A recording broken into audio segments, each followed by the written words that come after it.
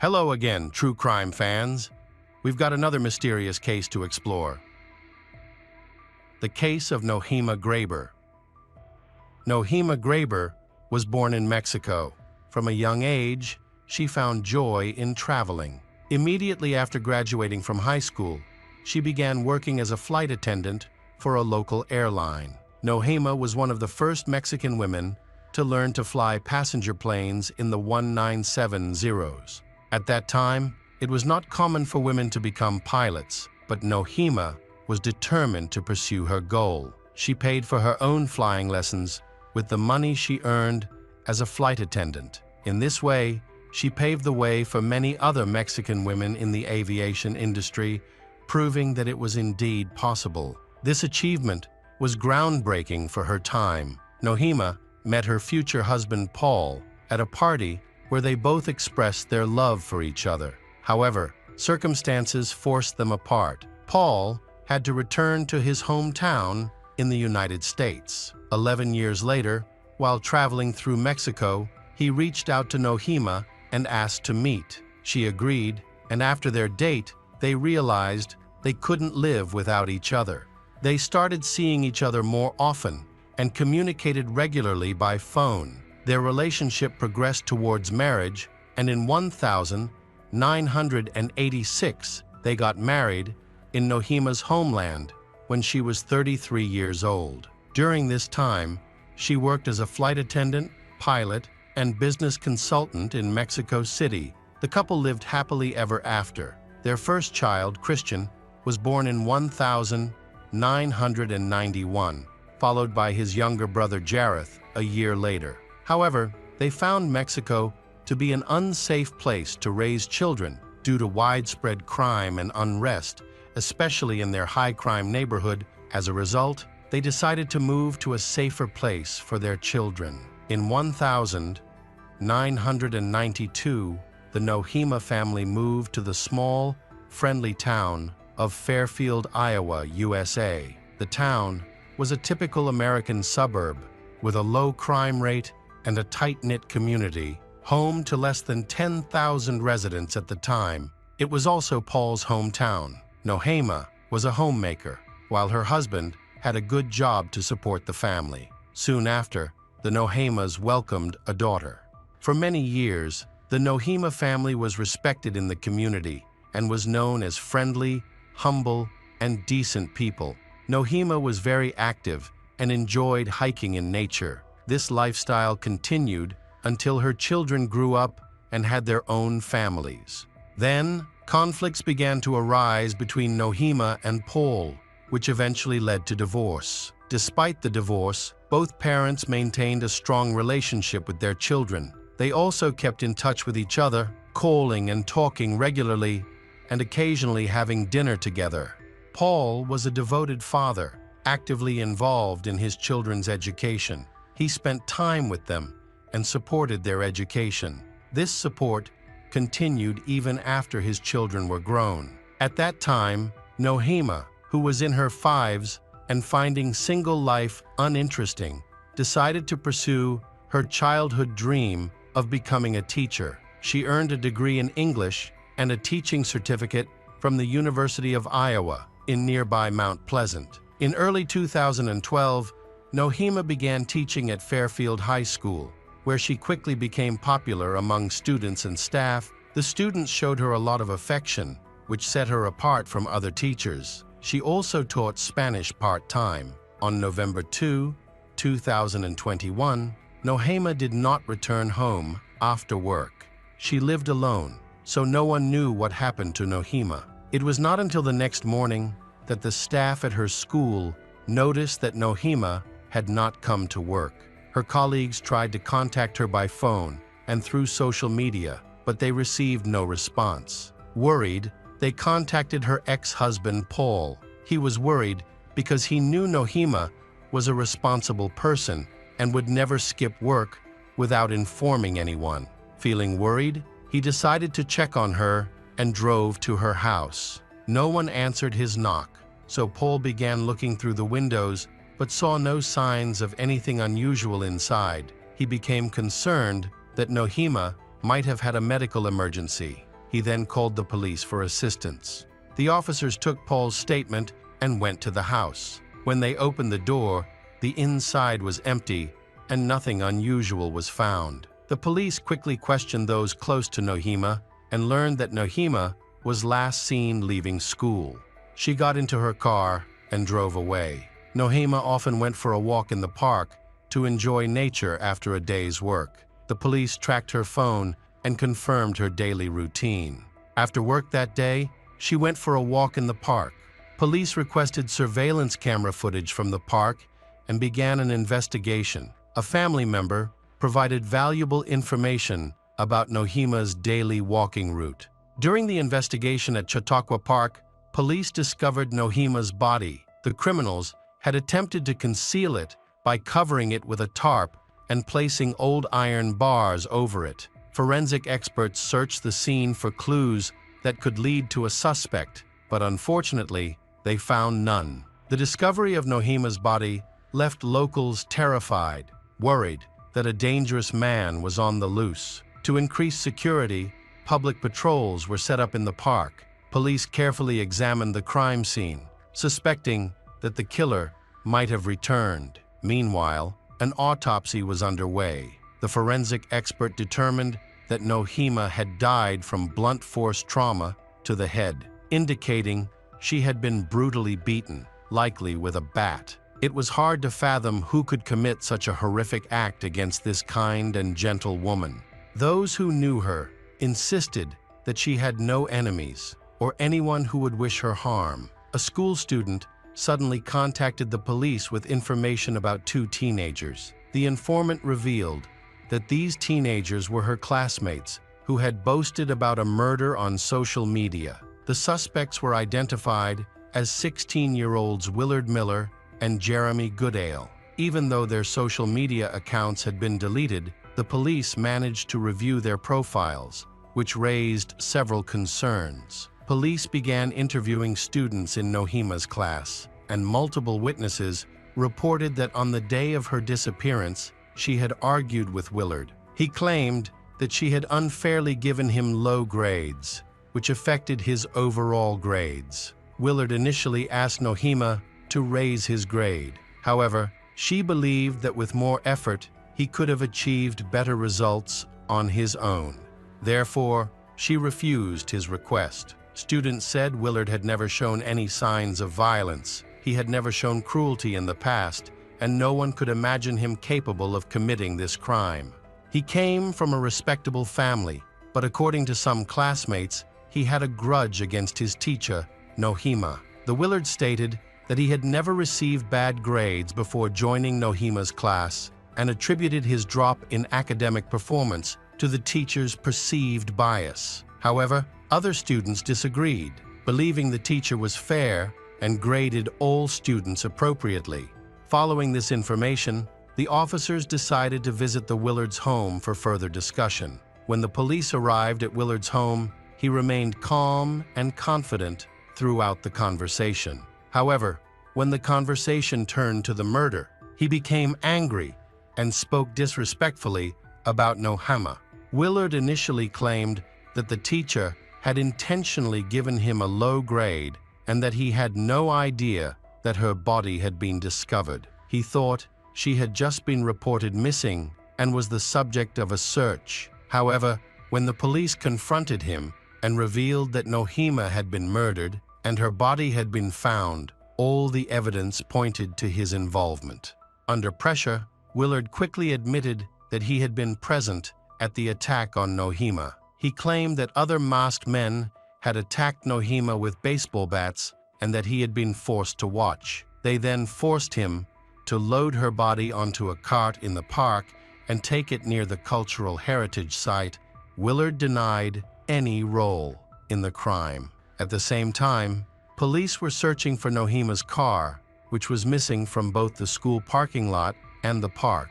When questioned, Willard again spoke of the mysterious masked attackers. He said that after the attack, they forced him to drive Nohima's car and left him in a secluded area. However, Willard could not clarify who the masked individuals were, what their motive was for killing the teacher, or how they arrived at the crime scene. His testimony did not convince the police. Police also arrested Willard's friend, 16-year-old Jeremy. Jeremy gave a similar account and denied any involvement in the murder. During the investigation, they discovered a disturbing notebook belonging to Jeremy. After examining its contents, police determined that in the months leading up to the tragic incident, the two boys had been following Nohema and recording her actions. They recorded details such as what time she left school, how long she stayed in the parking lot, where she went, and other specifics. These notes revealed a significant part of her daily routine. She would go to the park alone after work, taking the same route every day. On November 2, Nohema went to the park as usual and was attacked by Willard and Jeremy. They struck Nohema several times in the head, causing her to fall and become unconscious. Willard and Jeremy then dragged her off the park trail, where they continued to beat Nohema until she died. They then covered Nohema's body with leaves and branches before going to Willard's house to get a garden cart. Along the way, they picked up some wooden planks to help hide the body. They returned to the scene, immobilized the body, and covered it with a tarp in the hopes that it would never be found. Around 4:00 p.m., witnesses saw Nohema's car parked near her home. Several people confirmed seeing two teenagers inside the car. Unfortunately, none of the witnesses were able to positively identify the suspect because they could not clearly see the occupants of the car. The car was only there for a few minutes before driving away. A friend of Jeremy's provided additional information. On the day of Nohema's disappearance, Willard and Jeremy had called their friend around 7:00 p.m. after leaving Nohema's car and asked him to pick them up on Glasgow Road. The young man met Willard and Jeremy there. He noticed that they seemed disheveled and nervous. Neither of them spoke during the entire ride home. The only thing he heard from them was that their car was stuck somewhere. He suspected that they were involved in something serious. He then drove Willard and Jeremy home and said goodbye. After gathering all the information, the police returned to Jeremy's home with a search warrant. The officers found bloody towels, blood-stained clothing, and hair that did not belong to Jeremy. They also recovered 2 bloody baseball bats from the home. Forensic analysis confirmed that the blood belonged to Nohema. More evidence quickly emerged. During interviews, several students admitted to seeing messages from Jeremy on messaging apps. In these messages, he detailed how he and a friend killed their homeroom teacher, Nohema. Jeremy explained that he was motivated by the belief that Nohema had unfairly graded their work. He went on to describe the baseball bat murder, how they transported the body, and the theft of their car, which they then abandoned. The police examined the phones of Jeremy and Willard and discovered that the two communicated with each other about the murder. Their messages included details about the motive, the planning process, the location of the Nohema's body, where her car was parked, and how they disposed of the evidence. It is clear that the murder was premeditated, not a spontaneous act. Willard and Jeremy tracked Nohema's movements, and on November 2, the day she left work and went to the park, Jeremy and Willard were there waiting for her. They had studied her schedule and knew she would be alone. Police found an abandoned car belonging to Nohema along the route they checked. Surveillance footage showed that on November 16, the car arrived at the park, the Nohema got out, and 42 minutes later, Jeremy and Willard approached the car and drove away.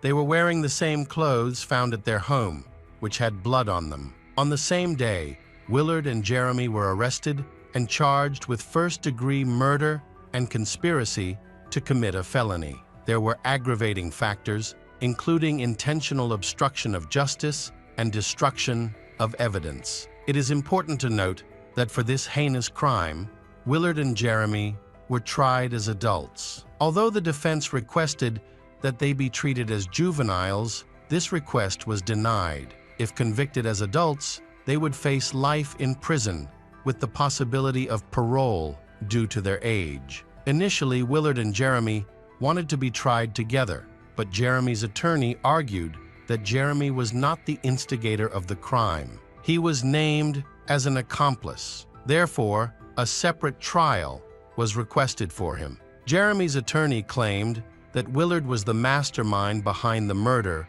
of Nohema.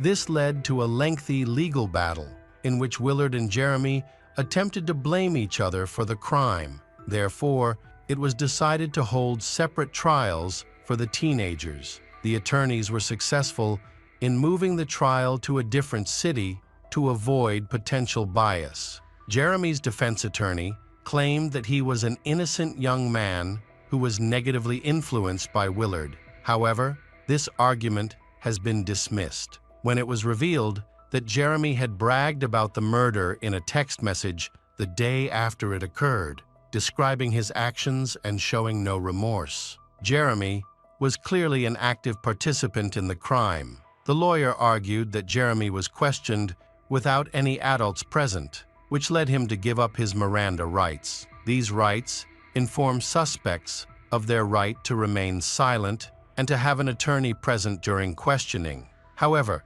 there was no evidence of coercion. Jeremy appeared relaxed during the interrogation and was even offered donuts and coffee. The pressure and intimidation that the lawyer mentioned did not happen during his time with the police. The trial for Jeremy was set for December 5, 2021, while Willard's trial was scheduled for August 21, 2022. On November 2, a hearing took place to confirm the trial's schedule, and Jeremy successfully postponed his trial. The defense team was busy preparing the case materials, and the Supreme Court was also involved. Willard's defense team requested a thorough investigation into the actions of police agencies. This investigation included reviewing police procedures and looking for any violations or inconsistencies. The defense claimed that the police had lied to obtain a search warrant. If they proved this, the lawyers could eliminate certain key pieces of evidence from the trial, preventing them from being presented to the jury during the upcoming hearings. The defense actually managed to block some of the data that the police found on the phone and computer. Attorneys tried to exclude any social media conversations and text messages that contained confessions about the murders. They claimed that Willard and Jeremy may have made up these stories or claimed responsibility for the crimes to gain attention from their peers. However, the defense's efforts were unsuccessful. During the trial, Willard's mother came to court to defend her son. She explained that when police approached her son on November 4, 2021, at approximately 5:30 p.m., they did not inform her of his possible involvement in the murder. She thought he was being questioned like any other student in Nohema's class, simply as a witness. Had she known that the police considered Willard a suspect, she would have made sure he had legal representation. She said the police visit took her by surprise. When she took Willard to the police station, she was in a hurry and accidentally took the wrong glasses. As a result, when she was asked to sign some papers there, she could not read what was on them. She told the police about her situation and refused to sign. The police assured her that it was just a formality to request permission to interrogate her son, so she signed without thinking. Now, she complained that she felt cheated. After all that had happened, she was not allowed to see her son because he had been arrested on suspicion of murdering Nohema. This situation made her extremely angry with the police's actions. Willard's mother contacted a friend who was a police officer and learned that her son, as a minor, should not be questioned without a lawyer. This information led her to suspect that both she and Willard were being tricked into expediting the case. She believed that Willard's statements were false confessions, coerced by the officers who had left him alone. This violated proper investigative procedures. The mother returned to the police station at approximately 7:30 a.m. and asked the senior inspector to stop speaking to her son, exercising Willard's legal right to do so. the police agreed to her request. However, official reports indicate that the questioning lasted a long time and did not end until 9:30 a.m. The prosecutor's office maintained that they did nothing wrong, explaining that state law allows for the questioning of minors if there is suspicion of their involvement in a crime, especially in serious cases. The police involved in the investigation denied the mother's allegations, claiming that they had clearly communicated the purpose of their visit and search, and that Willard had voluntarily consented to being questioned. However, the mother maintained that she would never have allowed Willard to be questioned without her presence and without an attorney. The prosecution said they had substantial and near-certainty evidence of Willard and Jeremy's guilt, which is why they proceeded confidently and transparently. Their actions were in compliance with state law. In Iowa, police can question minors without their parents present because the parents are likely suspects in the crime. However, if the parents are present, they have the right to request that the questioning stop or have an attorney present. The jury considered statements from Willard's parents and scheduled the trial for March 20, 2023.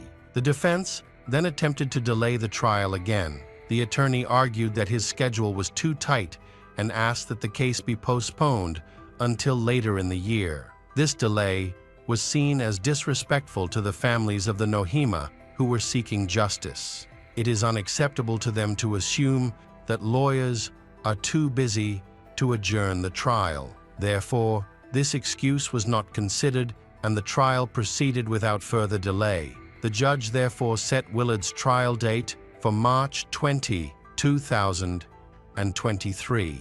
Jeremy is scheduled to appear in court on May 15, 2023.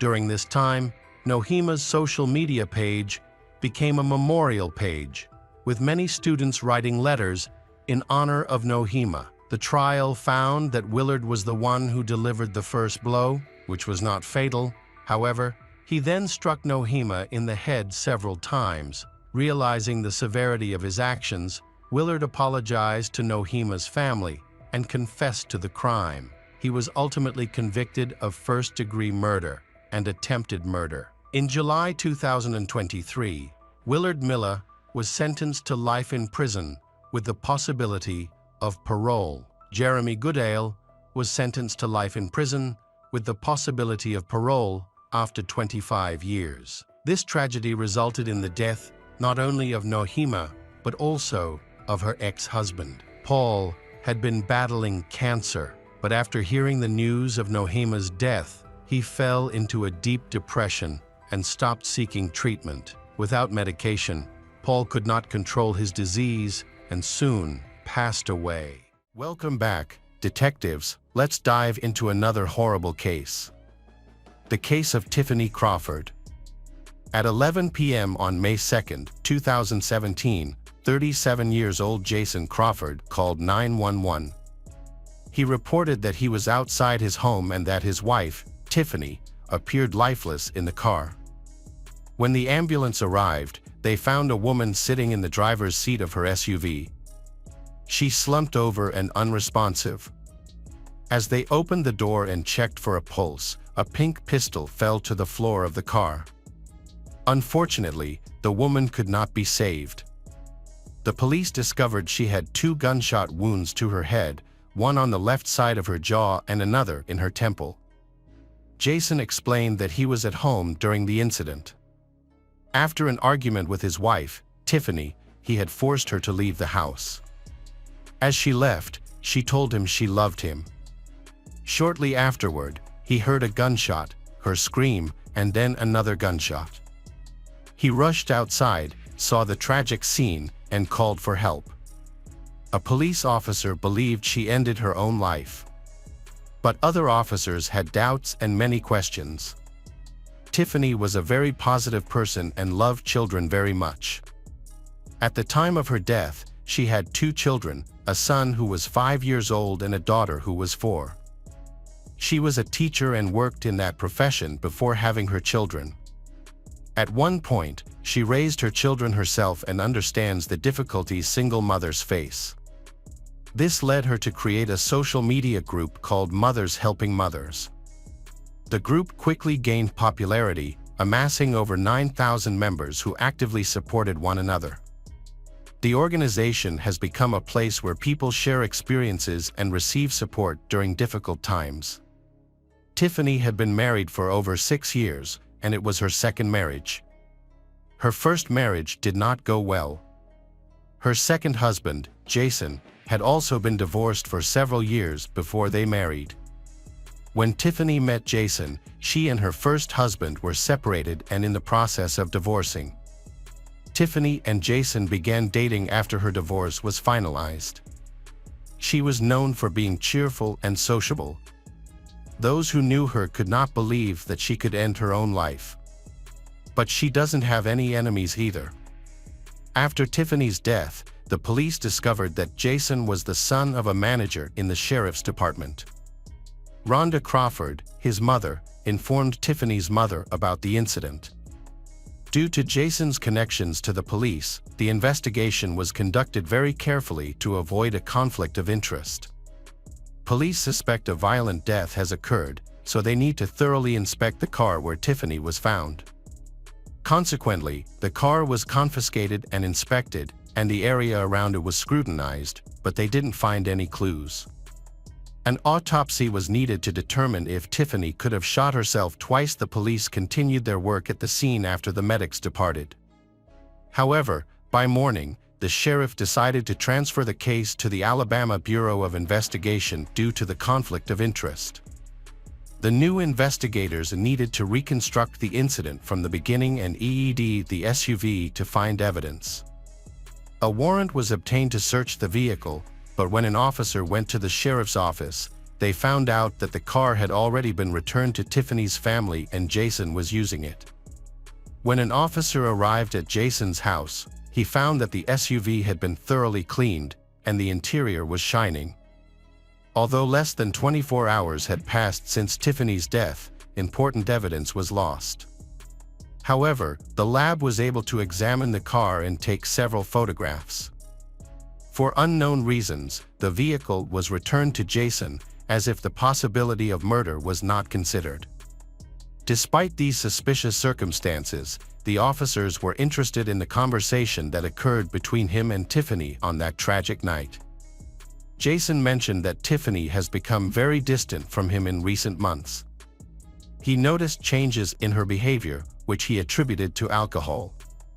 According to Jason, she was consuming 2 or 3 bottles of strong alcohol each week and was involved with a support group for mothers. Meanwhile, their marriage was falling apart.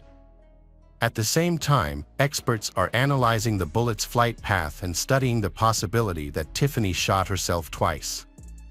The first shot struck the left side of her chin, and the second hit her left temple, with the weapon falling from her left hand. However, Tiffany was right-handed. It is very uncommon for police to encounter cases where a victim inflicts fatal injuries on themselves, especially using their non-dominant hand. This was the first time they had seen such a scenario. All the circumstances were very confusing, which made the investigation take a long time. Police accessed Jason and Tiffany's social media and computers. Then, they found several important messages. Just a few hours before the incident, Jason discovered Tiffany's messages with another man on the computer. This may make him angry, and maybe he killed her, making him a suspect. Then, Jason admitted he knew about the messages and was angry, leading to an argument. He met his wife at the door and refused to let her in. Their conversation lasted about an hour, during which she asked to collect her clothes.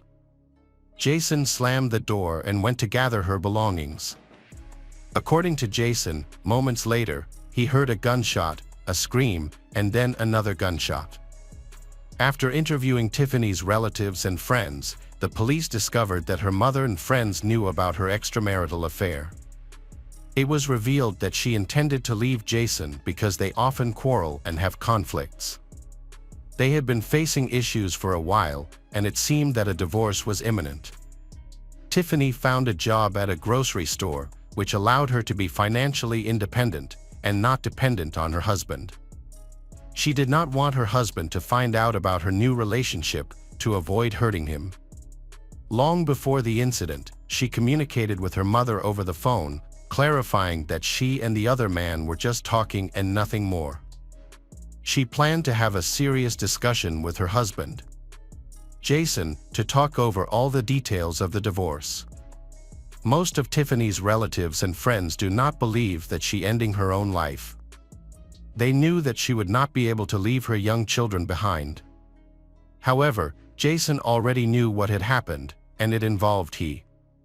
Detectives listened back to the recording of Jason's call to 911, which he made after discovering Tiffany's body.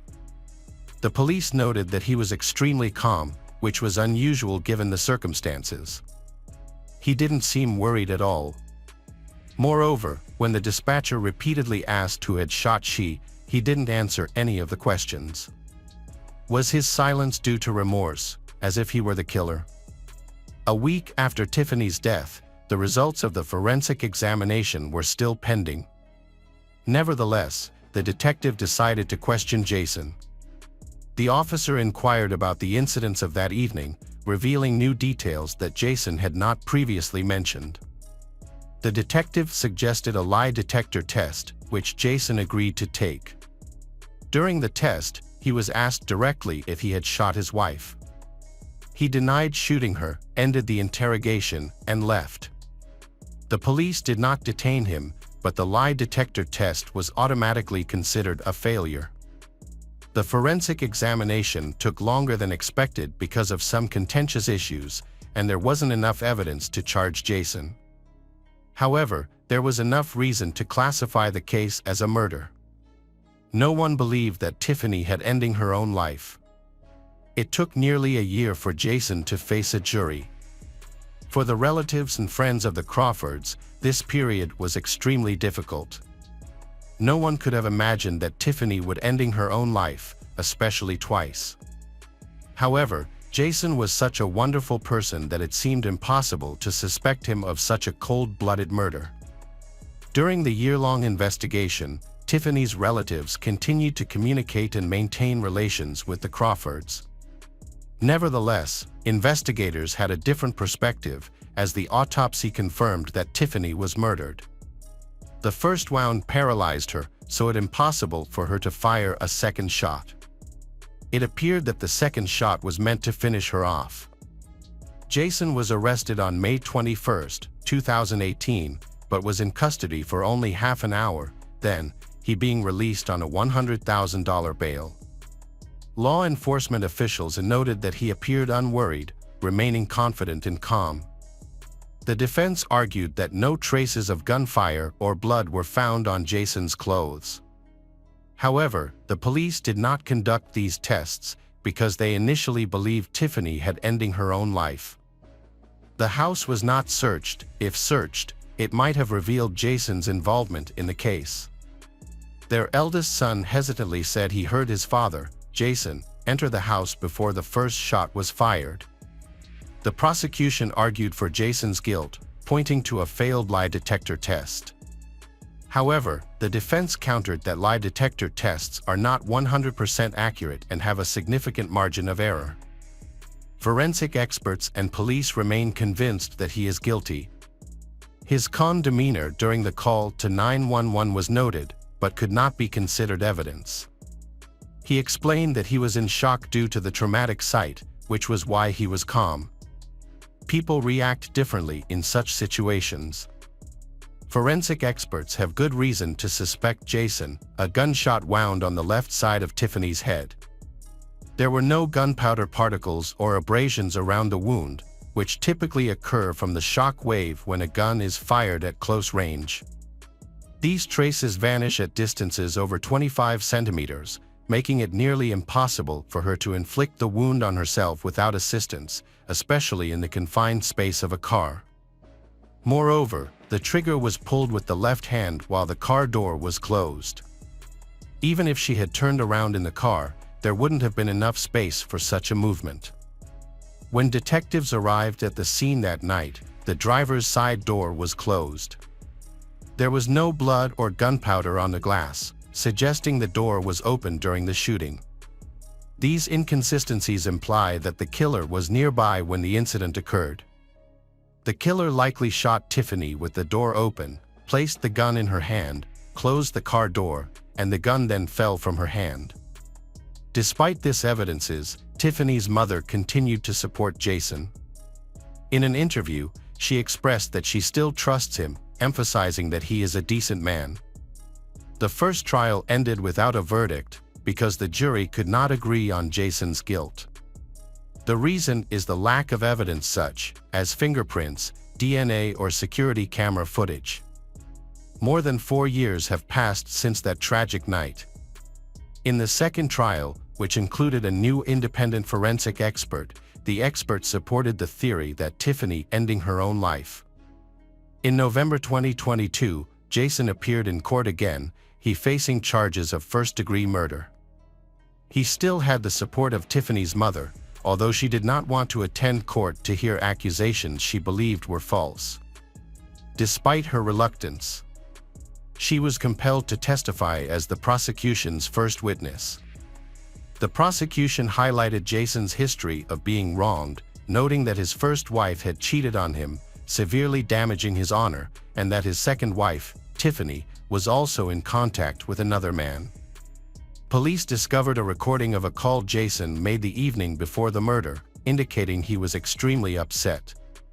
However, Jason claimed he did not remember this conversation. He also continued to have a friendly relationship with his first wife. Experts collected DNA to test the gun. They found a man's fingerprints on the gun. However, the fingerprints were too minimal to identify anyone, which raised further questions. It appeared the weapon had been wiped clean before it ended up in Tiffany's hand. The prosecutor stated that the main motive for the murder was anger over Tiffany's extramarital affair. The prosecution argued that the weapon was 25 centimeters from her head. However, an independent forensic expert countered these arguments. He explained that Tiffany's thick hair could have absorbed the impact and dispersed traces of gunpowder and blood. Therefore, the weapon might have been closer but didn't leave any clear traces. Friends provided key information, confirming that Tiffany had been drinking heavily. It was also revealed that she was seen as a psychologist before these incidents to address emotional issues. After 4 days, the case went to the grand jury. They deliberated for over 2 hours and then asked to see the recording of Jason's conversation with the 911 dispatcher. The jury noted that when Jason was asked where the pistol was, he said it was lying next to Tiffany, but the pistol was actually in his hand when the police and medics arrived. Based on this inconsistency, the jury returned a guilty verdict.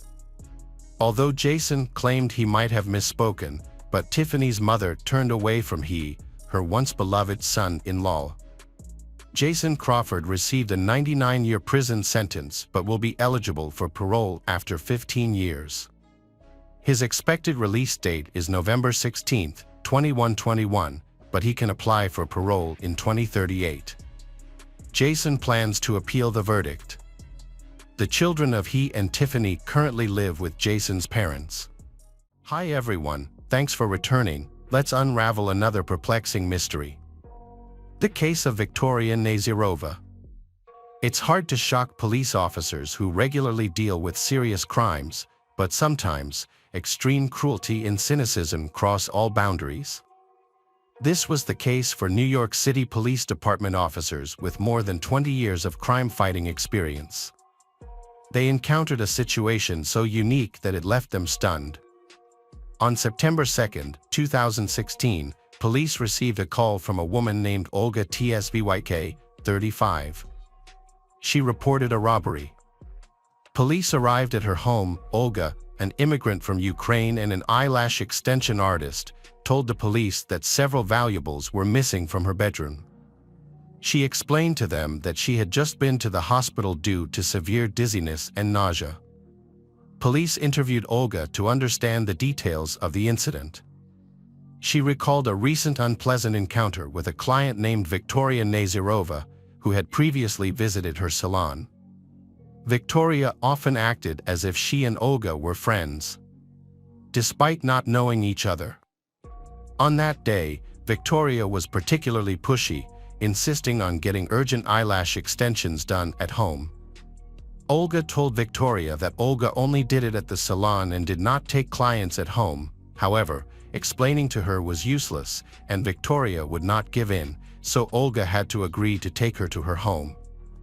After a while, Olga also told the police that she refused to go out with Victoria, while Victoria constantly asked her to go out with her. An interesting detail emerged. Victoria looked very much like Olga, which often confused Olga. During the police interview, it was revealed that Victoria had come to Olga's apartment and brought 3 slices of cheesecake from the best local bakery. Victoria eagerly ate 2 slices and insisted that Olga take the 3rd. After a short tea with cheesecakes, Olga began to feel unwell. When Victoria left, Olga became violently nauseous and then passed out for about 30 minutes. Olga woke up and immediately called 911, and she was taken to hospital by ambulance. However, doctors found no traces of drugs in her blood.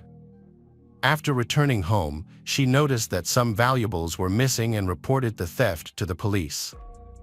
Initially, the police did not believe her story. They suspected that Olga might be under the influence of illegal substances and thought that she was imagining the whole situation. She was behaving strangely, seemed lethargic, and looked unwell. The police concluded that her claim of encountering a woman who looked exactly like her was likely fabricated.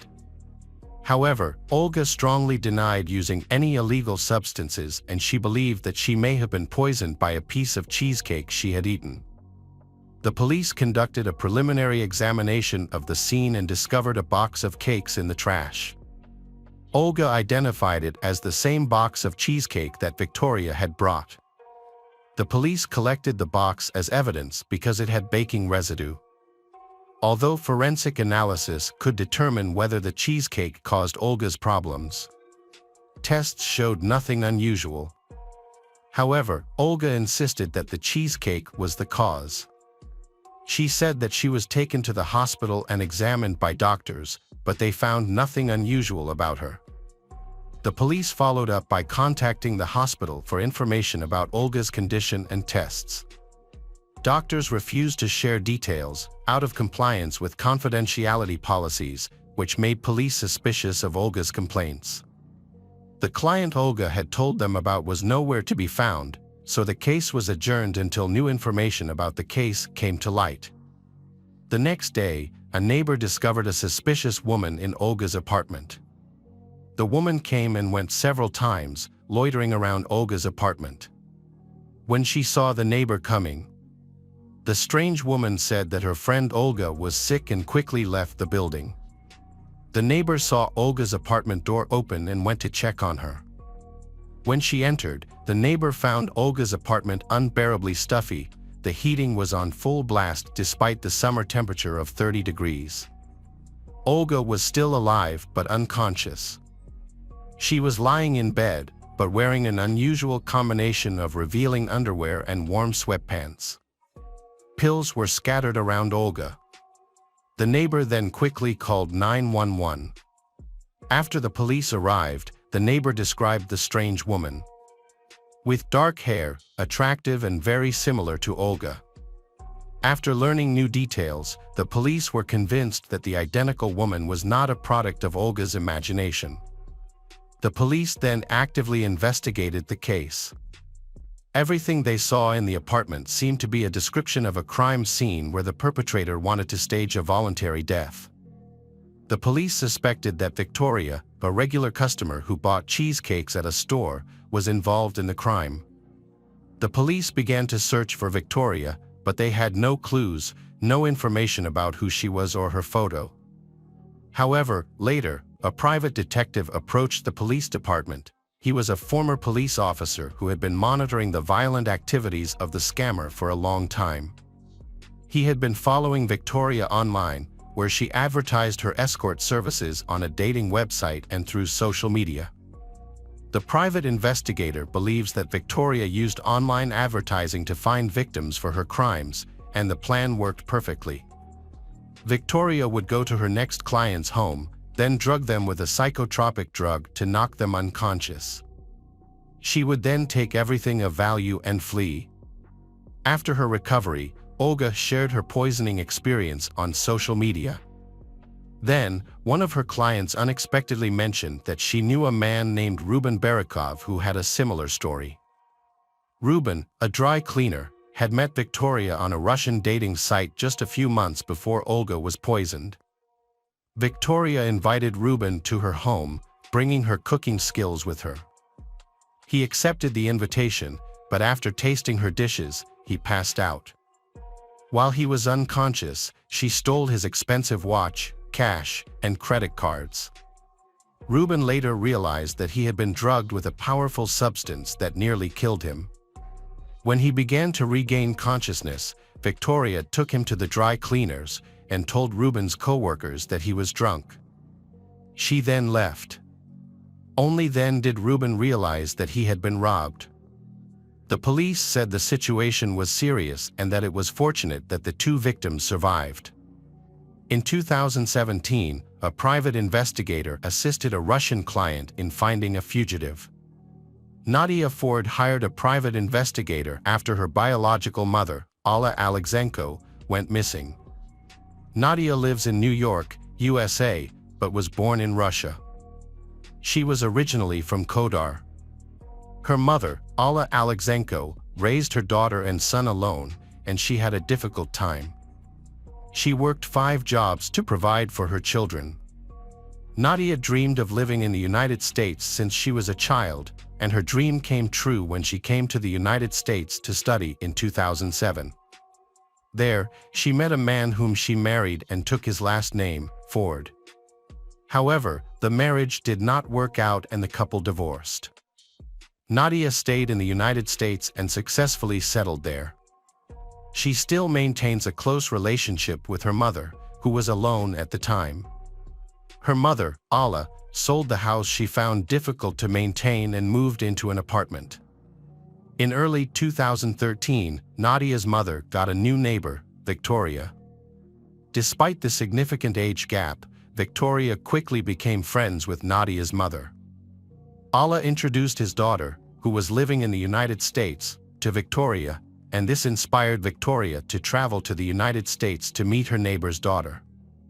Alla arranged their meeting, and in September 2013, Victoria flew to New York.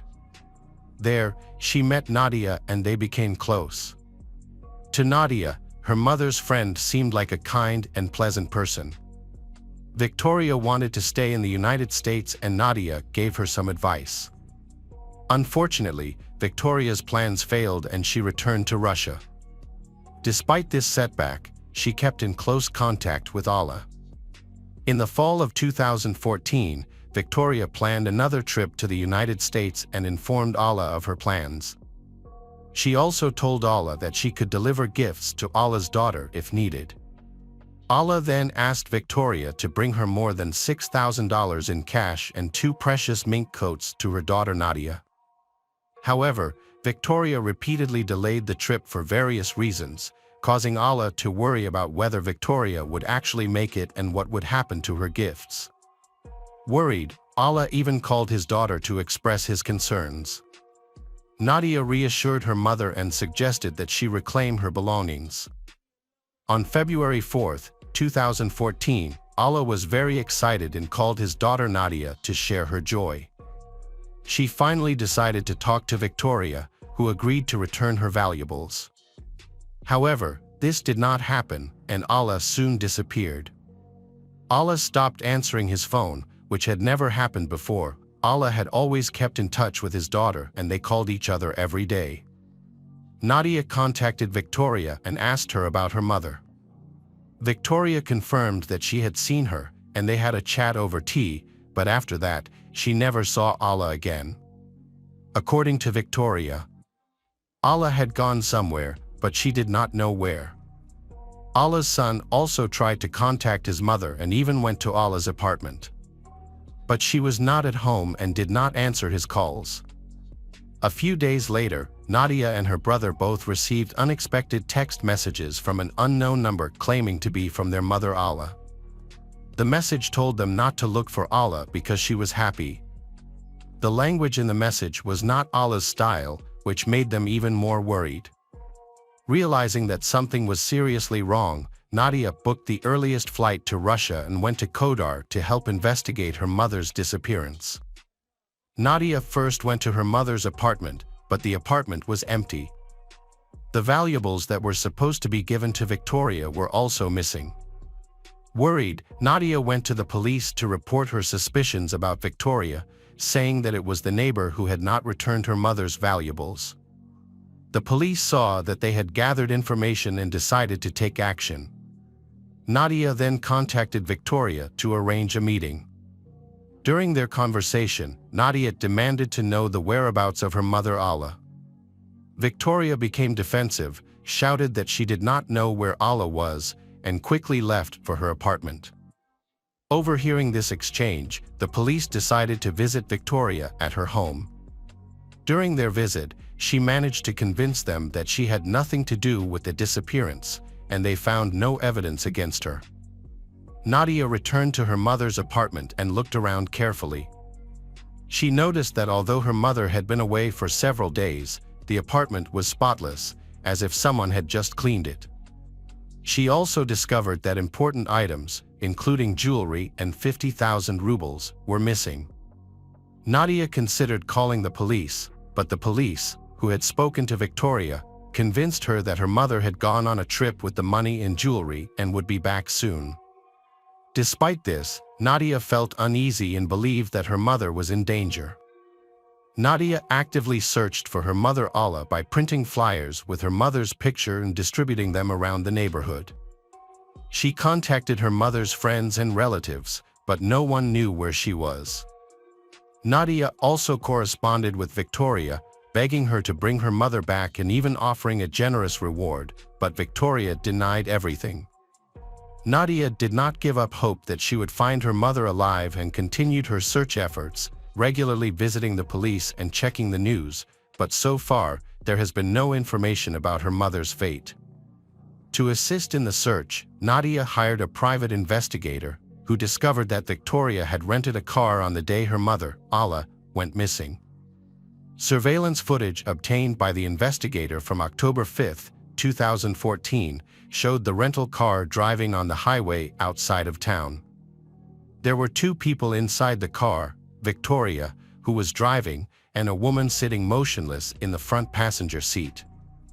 Nadia later realized that the woman was her mother, Allah. Nadia went to the police with the information she had. The police confirmed that Victoria had rented the car in question and invited her in for questioning. During the interview, Victoria admitted that she had driven the rental car on the morning of October 5th but insisted that there was no one else in the car with her. She agreed to take a lie detector test, but after the test, she was released pending the results. Ultimately, the results showed that Victoria had failed the lie detector test, making her the prime suspect in the case. The police planned to arrest her, but she took advantage of her release and boarded the first flight out of the country without informing them. Meanwhile, the police began to actively search for Allah. Nadia stayed in Russia for another 6 months, participating in the investigation. She hoped that her mother was still alive and appealed to the authorities for assistance. Meanwhile, the police checked the rental car's route, which led them to Victoria's hometown of Armavir. The search for Allah began there, and Nadia's hopes of her mother returning home safely were dashed when the police gave her the bad news. In April 2015, charred remains were found about 3 hours away from Allah's residence in the same forested area. Nadia was able to identify her mother by her teeth, as the rest of her body was severely burned and unrecognizable. The cause of death could not be determined. After the identification, an arrest warrant was issued for Victoria Nazirova and sent to Interpol. However, it took some time for the fugitive to be found. After her mother's funeral, Nadia returned to the United States. She was unable to work because she was so distraught over her mother's death.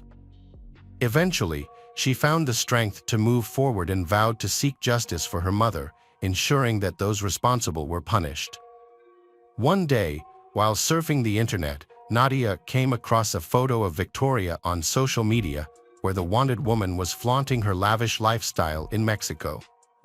Nadia reported Victoria's location to the U.S. police, who then began an investigation.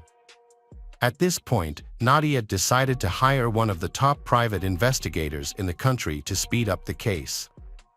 A wealthy friend of Nadia's paid for the detective services, which Nadia could not afford because she had been unemployed for months while searching for her mother. The private investigator checked Victoria's social media photos and discovered evidence that she was in the United States.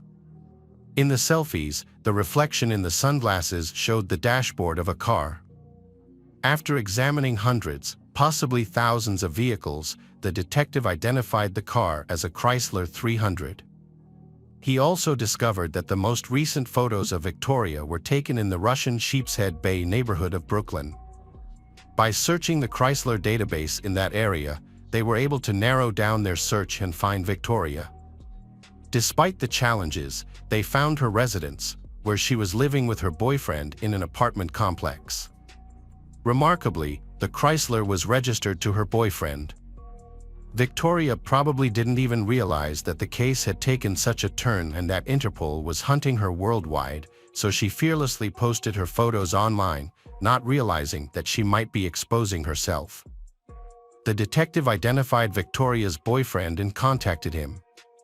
It was soon discovered that her boyfriend had fallen victim to Victoria, who had escaped using a well-known poisoning method. Tragically, she had also poisoned his beagle, which had died. This sparked public outrage against Victoria and increased interest in Nadia's investigation into the crime. On March 20, 2017, 41-year-old Victoria was arrested. Nadia, the private investigator, and the police were relieved to have her arrested. It was dangerous to let her go free. During a search of Victoria's apartment, the police discovered Olga Tsvyka's identity card, revealing that Olga had been the victim of a dangerous criminal. Victoria not only needed money and valuables, but also a passport identical to Olga's. Her temporary visa was about to expire, and using someone else's ID would allow her to avoid returning to Russia, where she would have to stand trial. Police believed that Victoria planned to kill Olga and wanted to live under Olga's identity. But her plan failed and Olga survived because her neighbor intervened. The remains of the cheesecake were sent back to the lab for testing, and this time, a more thorough analysis found an illegal drug in the baked goods. The investigation found that Victoria had used this drug, usually a sedative, on all of her victims. However, she used a higher dose to ensure that they would pass out. Olga was lucky; she survived after eating the cheesecake. The high temperature in her apartment was no accident. In fact, the heat increased the effects of the drug, which could have even led to death. Victoria denied all charges, including her involvement in the disappearance and murder of Nadia's mother, as well as any connection to the attempted murder of Olga and the other victims. It was revealed that Victoria was a suspect in the theft of 2 fur coats in May 2016, but that case never progressed. More incidents later came to light where she had been involved in theft by meeting men online, visiting their homes, drugging their drinks, and stealing their possessions. Most of the men chose not to report the matter to the police due to concerns about publicity, allowing Victoria to evade arrest. The lengthy preparation of the case delayed the trial by about 6 years. The trial finally began in January 2023 and received extensive media and public attention. Throughout the trial, Victoria refused to testify and remained silent. The details surrounding Alla Alexenko's death could not be discussed in court because the crime occurred in another country. Victoria's defense attorney pointed out that there was no evidence or testimony to prove that Victoria poisoned the cheesecake or forced Olga to eat it. Olga testified that Victoria brought 3 slices of cheesecake to her apartment and ate 2 in front of her, which made Olga feel safe eating the remaining one. The prosecution argued that this was intentional, claiming Victoria added the drug to only 1 slice of the cake, knowing which one would be eaten. Therefore, Olga accidentally ate the drugged cheesecake. After careful deliberation, the jury found Victoria Nazirova guilty of second-degree murder. Although the maximum sentence for the crime was 25 years in prison, the judge reduced the sentence to 21 years. However, by law, she could apply for parole after serving 15 years. Victoria's troubles began during the 6 years she waited for trial. There was no trace of the beautiful and stylish woman she had once been. Her wealthy life had collapsed in an instant. Life in prison was harsh. During her incarceration, she complained of poor nutrition. An attack in prison left her scarred and nearly blind. Victoria sued the prison, alleging negligence on the part of the warden who failed to help her. The dispute was settled by paying her $325,000. During her interrogation at the prison, Victoria maintained her innocence of all charges, including the case involving Olga. She maintained that she had nothing to do with the cheesecake poisoning and claimed that she had eaten the cheesecake herself without any problems. According to Victoria, she had only shared a piece with Olga and had not forced her to eat it. After serving her sentence in a U.S. prison, she will be deported to Russia to stand trial for the murder of Alla Alexenko. Nadia was relieved that Victoria was in prison and would finally face the consequences of her actions. Hello friends, welcome to our channel. Today we're going to take a look at another horrible case with you. The case of Petit family. The Petit family was viewed as a model family, meeting everyone's expectations with their stable financial situation and outstanding children. They earned admiration from the community. The father, William Petit, grew up in Connecticut and excelled in many sports during high school, especially basketball, where he demonstrated natural leadership. Beyond his athletic talents, he was also the top student in his class, earning a law degree from Dartmouth University. However, William discovered that his true passion was not in law. He wanted to help others, care for the sick, and making the world a better place. After graduating, he chose to pursue a career in medicine at the University of Pittsburgh. During his 3rd year of residency at the Children's Hospital of Pittsburgh, William met Jennifer Hawk, a nurse in the oncology department and medical center co-director of a pre-graduation internship program. They quickly fell in love, and those around them believed they were a perfect match. They married in 1985, and 4 years later, they welcomed their first daughter, Haley. Then, they to buy a house in Cheshire, Connecticut. On November 17, 1995, their second daughter, Michaela, was born. After recovering from childbirth, Jennifer resumed her role as a nurse and co-director of the internship. Unfortunately, she later developed multiple sclerosis, an incurable condition that she fought for the rest of her life. During her struggle with the disease, her family was always by her side and supported her.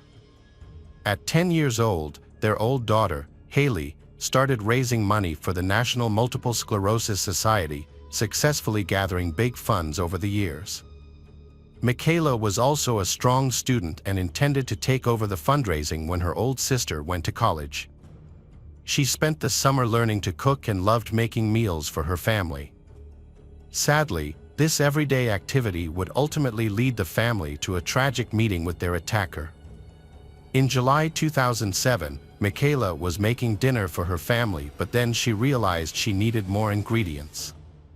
She and her mother went to the nearest market to shop. At the same time, Joshua, had been released from prison, was also at the market. Joshua had a troubled childhood, and a week after birth, he was given up for adoption. The Komisarjevsky family, known for their artistic achievements in Europe, adopted him. They were a strict and religious family. Despite having a high IQ, Joshua struggled in school, which led his adoptive parents to let him homeschool. During his trial, he revealed that he had been sexually abused by a cousin when he was a child, but his family opted to keep this a secret. This experience shaped his rebellious and rampant behavior. At the age of 14, Joshua Komisarjevsky was accused of abusing his sister, and around this time, he committed his first burglary.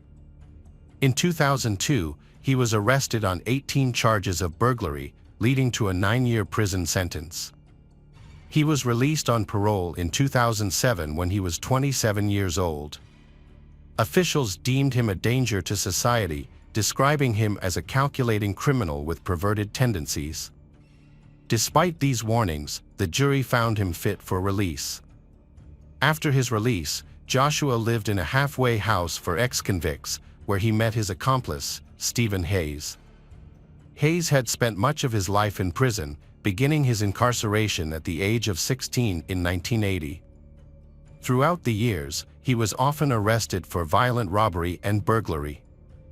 He was sentenced in 2004 and granted parole in 2006, which brought him to the same halfway house, where he met Joshua. Returning to the night of July 22, 2007, when Michaela was cooking dinner for her family when she realized she needed more ingredients. She asked her mother to take her to the nearest market. Unbeknownst to them, Joshua was watching taking note of everything, the type of car they drove, their appearances, and Michaela's blonde hair. After shopping, Michaela and Jennifer returned home, still unaware that someone was following them.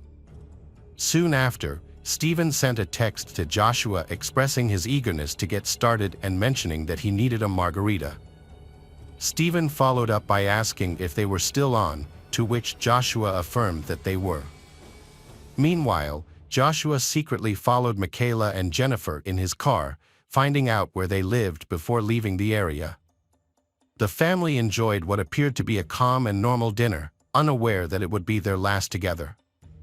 In the early morning, while everyone else was asleep, William was dozing in the living room. Their peace was suddenly disrupted by strange noises in the house. William suddenly felt groggy, in pain, and unable to think clearly. Two intruders, Joshua and Stephen, had come in through an unlocked door with the intention of robbing the family. They found a baseball bat and began to beat William.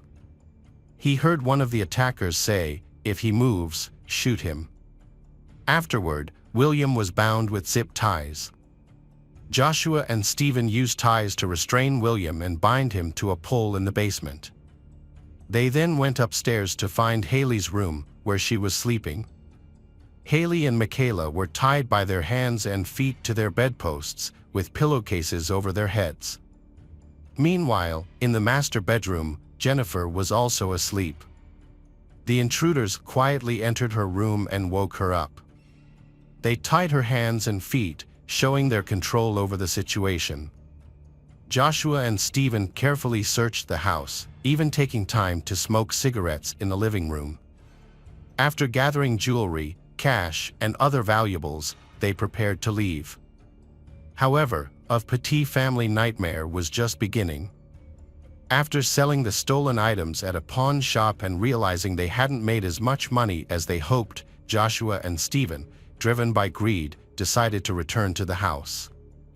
They discovered a check register containing $40,000 and plotted to steal $155,000. Before going back, they also filled a couple of gasoline cans, as captured by surveillance cameras. Once back at the house, they threatened Jennifer, saying they would kill her entire family if she didn't help them. Fearing for family's safety, Jennifer reluctantly agreed to go with Stephen to the bank the next morning. Meanwhile, Joshua exploited Jennifer's absence, he entering Michaela's room, untying her, and attempting to undress her. He took photos with his cell phone and assaulted her, recording the act. Afterward, he took her to the bathroom to clean her, ensuring no DNA evidence was left behind. He then ordered her to put her pajamas back on and tied her up again. Evidence of Joshua's assault on Michaela was found during her autopsy, where state medical examiner Dr. Wayne Carver discovered his DNA in her body. At the bank, everything seemed normal, but Stephen did not notice Jennifer's actions while they waited in line. Before reaching the teller, she wrote a note on a flyer asking for help. The note stated that her name was Jennifer Hawk Petit and that she needed to withdraw $115,000 from her savings account. She mentioned that her family was in danger and requested that the police be called, or they would be killed. Despite Jennifer not having any identification, the teller decided to give her the money. With the cash in hand, Jennifer left the bank to return to the car with Stephen. Meanwhile, the bank employee quickly called the police to report the situation. Meanwhile, at the house, Joshua disclosed to Stephen what he had done to Michaela, implying he could easily do the same to Jennifer. Then, Stephen restrained Jennifer by pushing her to the ground and began to undress her. William, upstairs, could hear his wife being assaulted and shouted for help. He then overheard one of the attackers say, "Don't worry, it will all be over in a couple of minutes." William managed to free himself and crawled to the basement stairs, eventually making it to the backyard. Joshua went to check on William but discovered that he had escaped. In her confession, Stephen mentioned that while Joshua was assaulting Jennifer on the living room floor, he entered and revealed that William had fled. Upon hearing this, Stephen strangled Jennifer to death while continuing his assault on her. Soon after, William began shouting for help. His neighbor, unable to recognize him because of his injuries, called 911. Realizing that the police would soon arrive, Joshua and Stephen decided to destroy any evidence. They poured gasoline on Jennifer's lifeless body and around the house, including the daughter's bedrooms. Investigators later found traces of gasoline on the beds of Haley, Michaela, and on the clothes they were wearing. Joshua and Stephen set the house on fire and tried to escape, not knowing that police had already blocked the road a few miles ahead. They crashed into a police vehicle, and within 5 minutes, they were surrounded by officers, pulled from their car, and arrested. They were quickly identified as former convicts. The fire in the house was spreading quickly. An ambulance arrived and took the seriously injured father, William, to the nearest hospital. Soon after, firefighters fought to put out the flames. When they put out the flames succeeded, they were met with a terrible scene. The first body they found was Jennifer, who was completely burnt with remnants of rope around her ankles. On the second floor, they discovered Michaela, who was tied to her bed and had been entirely trapped by the fire. Surprisingly, Haley had managed to escape her bindings and tried to flee but collapsed just a few meters away after inhaling too much smoke. William managed to free himself from his restraints, leave the house, and crawled to a neighbor's yard for help. The neighbor did not recognize him at first because of his severe injuries. Both Joshua and Stephen admitted to the murders. Detectives reported that Stephen smelled of gasoline during her interrogation. Each suspect accused the other of being the leader and planner of the home invasion. Joshua also placed blame on William for the murder. In Joshua's diary, which was later presented as evidence, he referred to William as a coward and claimed that William could have saved his family if he wanted to. Stephen's trial started on September 13, 2010, with a jury composed of 7 women and 5 men. The defense claimed that Joshua was the main leader behind the crime. Conversely, prosecutors argued that both Joshua and Stephen were equally accountable. On October 5, after approximately 5 hours of deliberation, the jury found Stephen Hayes guilty. The sentencing phase commenced on October 18, in which the jury was initially torn over whether to recommend life imprisonment or the death penalty. Stephen's defense claimed that life imprisonment without parole would be a harsher punishment. On November 8, the jury recommended a death sentence for Stephen on all 6 capital felony charges. Stephen had earlier tried to negotiate a plea deal for a life sentence, but instead, prosecutors sought the death penalty. On December 2, 2010, Stephen Hayes, the defendant, expressed his remorse for the pain he caused the Petit family. He mentioned that death would be a relief for him and hoped it would provide peace and comfort to those he had harmed. Judge John Blue sentenced him to death 6 times, along with an additional 106 years for other offenses. However, in August 2015, Stephen's death sentence was converted to life imprisonment after Connecticut abolished the death penalty. Joshua Komisarjevsky's trial began on September 19, 2011. His lawyers proposed a plea deal where he would plead guilty in exchange for a life sentence. However, the prosecutors were aiming for the death penalty, arguing that Joshua was a troubled individual who had been influenced by Stephen. On October 13, 2011, Joshua was found guilty, and on December 9, 2011, the jury recommended the death penalty. During sentencing, he expressed his shame and regret over the crime, asserting that he never meant to kill anyone. Judge Blue scheduled Joshua's execution for July 20, 2012, acknowledging his involvement in the crime. However, in August 2015, Connecticut abolished the death penalty, and Joshua's sentence was changed from death to life imprisonment, just like Stephen's sentence. The trials and sentencing of Stephen and Joshua marked a significant and troubling time in Connecticut's legal history. The severe nature of their crimes and the emotional toll on everyone involved, including jurors, revealed the difficulties the legal system faces in dealing with such heinous acts. William is the only person in the family to survive this tragic incident. After spending 4 days in the hospital, he was released to attend his family's funeral. Struggling with the guilt of not being able to save the lives of his wife and children, he founded an organization to support children and young victims of violence, raising hundreds of thousands of dollars to aid there. Later, he joined the Republican Party and entered politics, eventually becoming a state representative. Hello, crime enthusiasts, are you ready for another chilling investigation? The case of Candy Rogers. Candace Rogers, also known as Candy, was born on July 18, 1948, was either. After her birth, her parents divorced, but her father remained in the same city, allowing Candy to spend time with him regularly. As a child, she enjoyed the outdoors, often going for walks and playing with her dog. She also dreamed of joining the Campfire Girls, a girls-only organization similar to the Boy Scouts. In 1959, Candy joined the Campfire Girls at the age of 9.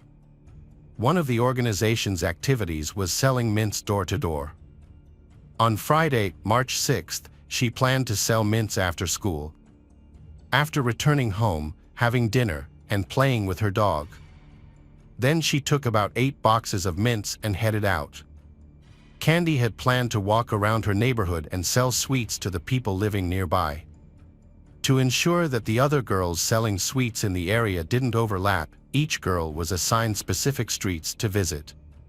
However, when Candy failed to return home by her expected time of 6 p.m., her mom started to worry. Candy's mom and grandfather set out to search for her, but they couldn't find her anywhere in the neighborhood. As darkness fell, the search party grew, with family, friends and neighbors joining in to help. Despite their combined efforts, they were unable to find any sign of Candy. Convinced that something was wrong, Candy's mom decided to call the police. As the police joined the search, they began by questioning the neighbors. Their investigation revealed that she had only made one sale, suggesting that something may have happened to her soon after she left home. A witness reported seeing Candy on a nearby street around 6:30 p.m., which seemed unusual since her mother was already searching for her by then. Candy's grandfather reported some unusual incidents after going to search for his granddaughter. On the same street where a witness last saw Candy, he nearly got hit by a speeding green 1956 Ford. Although the police distributed the car's description, they were unable to locate it due to the lack of a license plate number. Later, at around 9 p.m., several mint boxes belonging to Candy were found along the road near a bridge, increasing the concern for her safety. The police intensified their search in this area, combing the riverbanks and a nearby wooded zone throughout the night. Unfortunately, Candy was not found. As news of Candy's disappearance spread, local newspapers covered the story, and it eventually gained statewide media attention. In 1959, child disappearances near their homes were extremely rare, making Candy's case even more disturbing. The residents of her town had not experienced a similar incident in many years, leaving them deeply shaken and concerned. The next morning, police increased their search by deploying more personnel and resources, including mounted police, off-road vehicles, and military members. A large number of volunteers from the city and surrounding areas joined the search, swelling the total number of search to over 1,000 people. This made it one of the largest searches in the country's history at the time. The search area was expanded to 11 miles around Candy's home, but despite this, no signs of her were found. Tragically, on the same day, a search helicopter clipped power lines and crashed, claiming the lives of 3 of its 5 crew members. Undeterred, the search efforts continued for many days, but yielded no results. Police officers worked tirelessly in multiple day and night to try and locate Candy. Investigators also followed up on approximately 750 tips received in the early days of the search, but unfortunately, every lead ended in a dead end. 15 days after Candy went missing, 2 military personnel on a hunting trip in the woods west of Spokane stumbled upon children's shoes on the ground. Recognizing the shoes as possibly belonging to Candy, they immediately reported their discovery to the police. The shoes were confirmed by Candy's grandfather. He said they were indeed hers. After discovering this clue, police conducted a search of the woods and they quickly found Candy's body, partially hidden in the underbrush and covered with pine branches. A medical examination revealed that the cause of death was strangulation, using a torn piece of fabric from Candy's own skirt. Injuries on Candy's hands and feet suggested that she had been tied up, although no ropes were found near.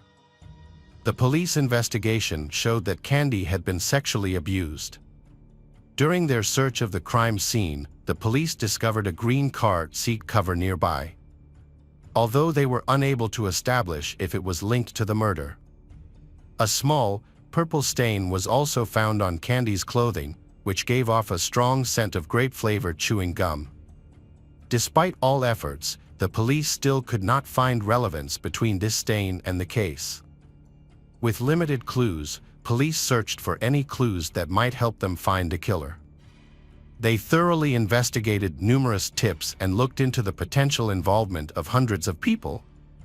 This group included neighbors, people of interest, and previously convicted individuals. However, the investigation eventually narrowed down to focus on one particular suspect, Alfred Braves, a 50-year-old man. The reason Alfred became a suspect because, on the same day Candy's body was found, he died in his car, near where Candy's boxes of mints were found. Additionally, Alfred lived near Candy's home. Upon finding his body, police discovered a rope and a strand of hair that was not Alfred's, which belonged to a woman. Investigators obtained a search warrant for Alfred's home. Upon searching his house, they discovered numerous newspaper articles detailing sex crimes against women and girls. The police also found that several women had accused him of harassment, and even his own wife had suspicions about his involvement in Candy's murder. However, despite the suspicious circumstances, the police were unable to find any concrete evidence that directly linked Alfred to the crime, and investigators were hesitant to clear him of suspicion. In the face of a lack of evidence, detectives shifted their focus to other suspects.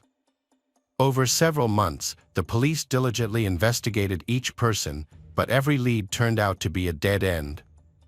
Later, investigators found another suspect, a serial killer named Hugh Morse. He was arrested in 1961 for a string of crimes. The important evidence that Hugh was involved in Candy's case was that he had a habit of chewing grape-flavored gum, which was similar to a substance found on Candy's clothes. Furthermore, additionally, he had committed 2 murders in Spokane a few months after Candy's death, further increasing the suspicion of his involvement in the crime. Hugh began committing crimes quite early. His first arrest was for assaulting a woman, but the penalty was lenient. He was merely discharged from the army. He then went on to commit multiple robberies in Los Angeles and served only a 6-month sentence. After being released, Hugh tricked 2 8-year-old girls into going with him to a secluded area by promising them ice cream. He then sexually assaulted them. This crime led to his arrest. However, instead of going to prison, a medical commission determined that he was a sexual psychopath. As a result, he was placed in a mental health facility for a period of 2 years to receive treatment. After his release, doctors thought Hugh had fully recovered. He then moved to Spokane, where he began peeping into women's windows. His actions took a more severe turn in November 1959, when he broke into the home of a 28-year-old woman and acted violently, ultimately killing her. 10 months later, Hugh entered the residence of a 69-year-old woman, repeating the same crimes as before. A month after that, he assaulted another woman, stabbing her multiple times. Although she sustained severe injuries, she managed to survive the attack. After escaping the city, he continued a devastating crime spree over several months, brutally attacking and sexually assaulting numerous women and girls with a knife, ultimately claiming the lives of 2 more victims. To evade capture, Hugh constantly moved from city to city and state to state, until the FBI intervened. He was eventually added to the list of the country's 10 most wanted fugitives, which ultimately led to his capture. Hugh received multiple life sentences, but his troubles didn't end there. He attempted to end his life in his cell. Fortunately, the guards intervened in time and saved him, allowing him to continue serving his sentence. Detectives in Candy's case visited Hugh in prison multiple times, trying to gather information about the case. Despite repeatedly denying any involvement, he took a polygraph test to prove his innocence. The test results suggested he was telling the truth, but these results are considered unreliable and therefore cannot be used as evidence in court. At the time of the murder, Hugh lived in Spokane, and furthermore, he had a criminal record of similar incidents that made investigators suspicious. They initially considered him the primary suspect due to he familiar with this neighborhood. But he consistently denied any involvement. Although they suspected him, they did not have enough evidence to conclude his involvement in the crime. The police then shifted their attention to another suspect, 49-year-old Howard Barnett. He was arrested in February 1960 for allegedly molesting a minor girl. Shortly after his arrest, he ended his life right in his cell at the Spokane police station. Hugh wrote a cryptic message in his own blood on the wall before his death, stating, "He have a sin before the Lord." However, it wasn't until after he passed away that his wife became aware of his arrest. She then asked the police if they thought Hugh might have been involved in Candy's death. Despite several investigations, no concrete evidence was found to connect Hugh to the crime. The police continued to pursue new leads over the years, looking into other possible suspects. A woman came forward with information, stating that on the day of Candy's disappearance, she saw a green car following her. Police reopened the case multiple times but were unable to gather evidence linking the green car or any other. The case was reopened periodically over the years but always hit a dead end. The investigation into Candy's murder was complicated by numerous false confessions. 13 individuals came forward claiming to be the killer, but when questioned by the police, they couldn't provide any details that only the real killer would know. Instead, they simply repeated details they had read in the newspapers. The police department changed personnel a lot during the investigation. However, none were able to solve the case, allowing Candy's murder to remain one of the state's most notorious and baffling crimes. The crime had a profound impact on the local community, leading many parents to reevaluate their perception of safety and ultimately changing the way they supervised their children's outdoor activities. In the early 2000s, the case was reopened, and a new detective used modern technologies to help with the investigation. Fortunately, the police had collected and preserved crucial evidence in 1959, which allowed experts to take another look. By using modern DNA analysis, they were able to identify a male semen sample on the Candy's clothing. Further analysis of the DNA sample was done to create a profile, which was then entered into the FBI database, but yielded no matches. Investigators also compared the DNA to samples from multiple suspects, but none of them matched. For many years, people suspected Hugh Morse of committing the crime, but forensic evidence revealed no link between him and the murder. As a result, the investigation stalled once again. Although the police had a DNA sample from the perpetrator who sexually assaulted and killed Candy, identifying the individual continued to elude them. In 2021, authorities reopened the case, and a new detective chose to use genetic genealogy, a cutting-edge DNA analysis method, had already solved numerous cold cases.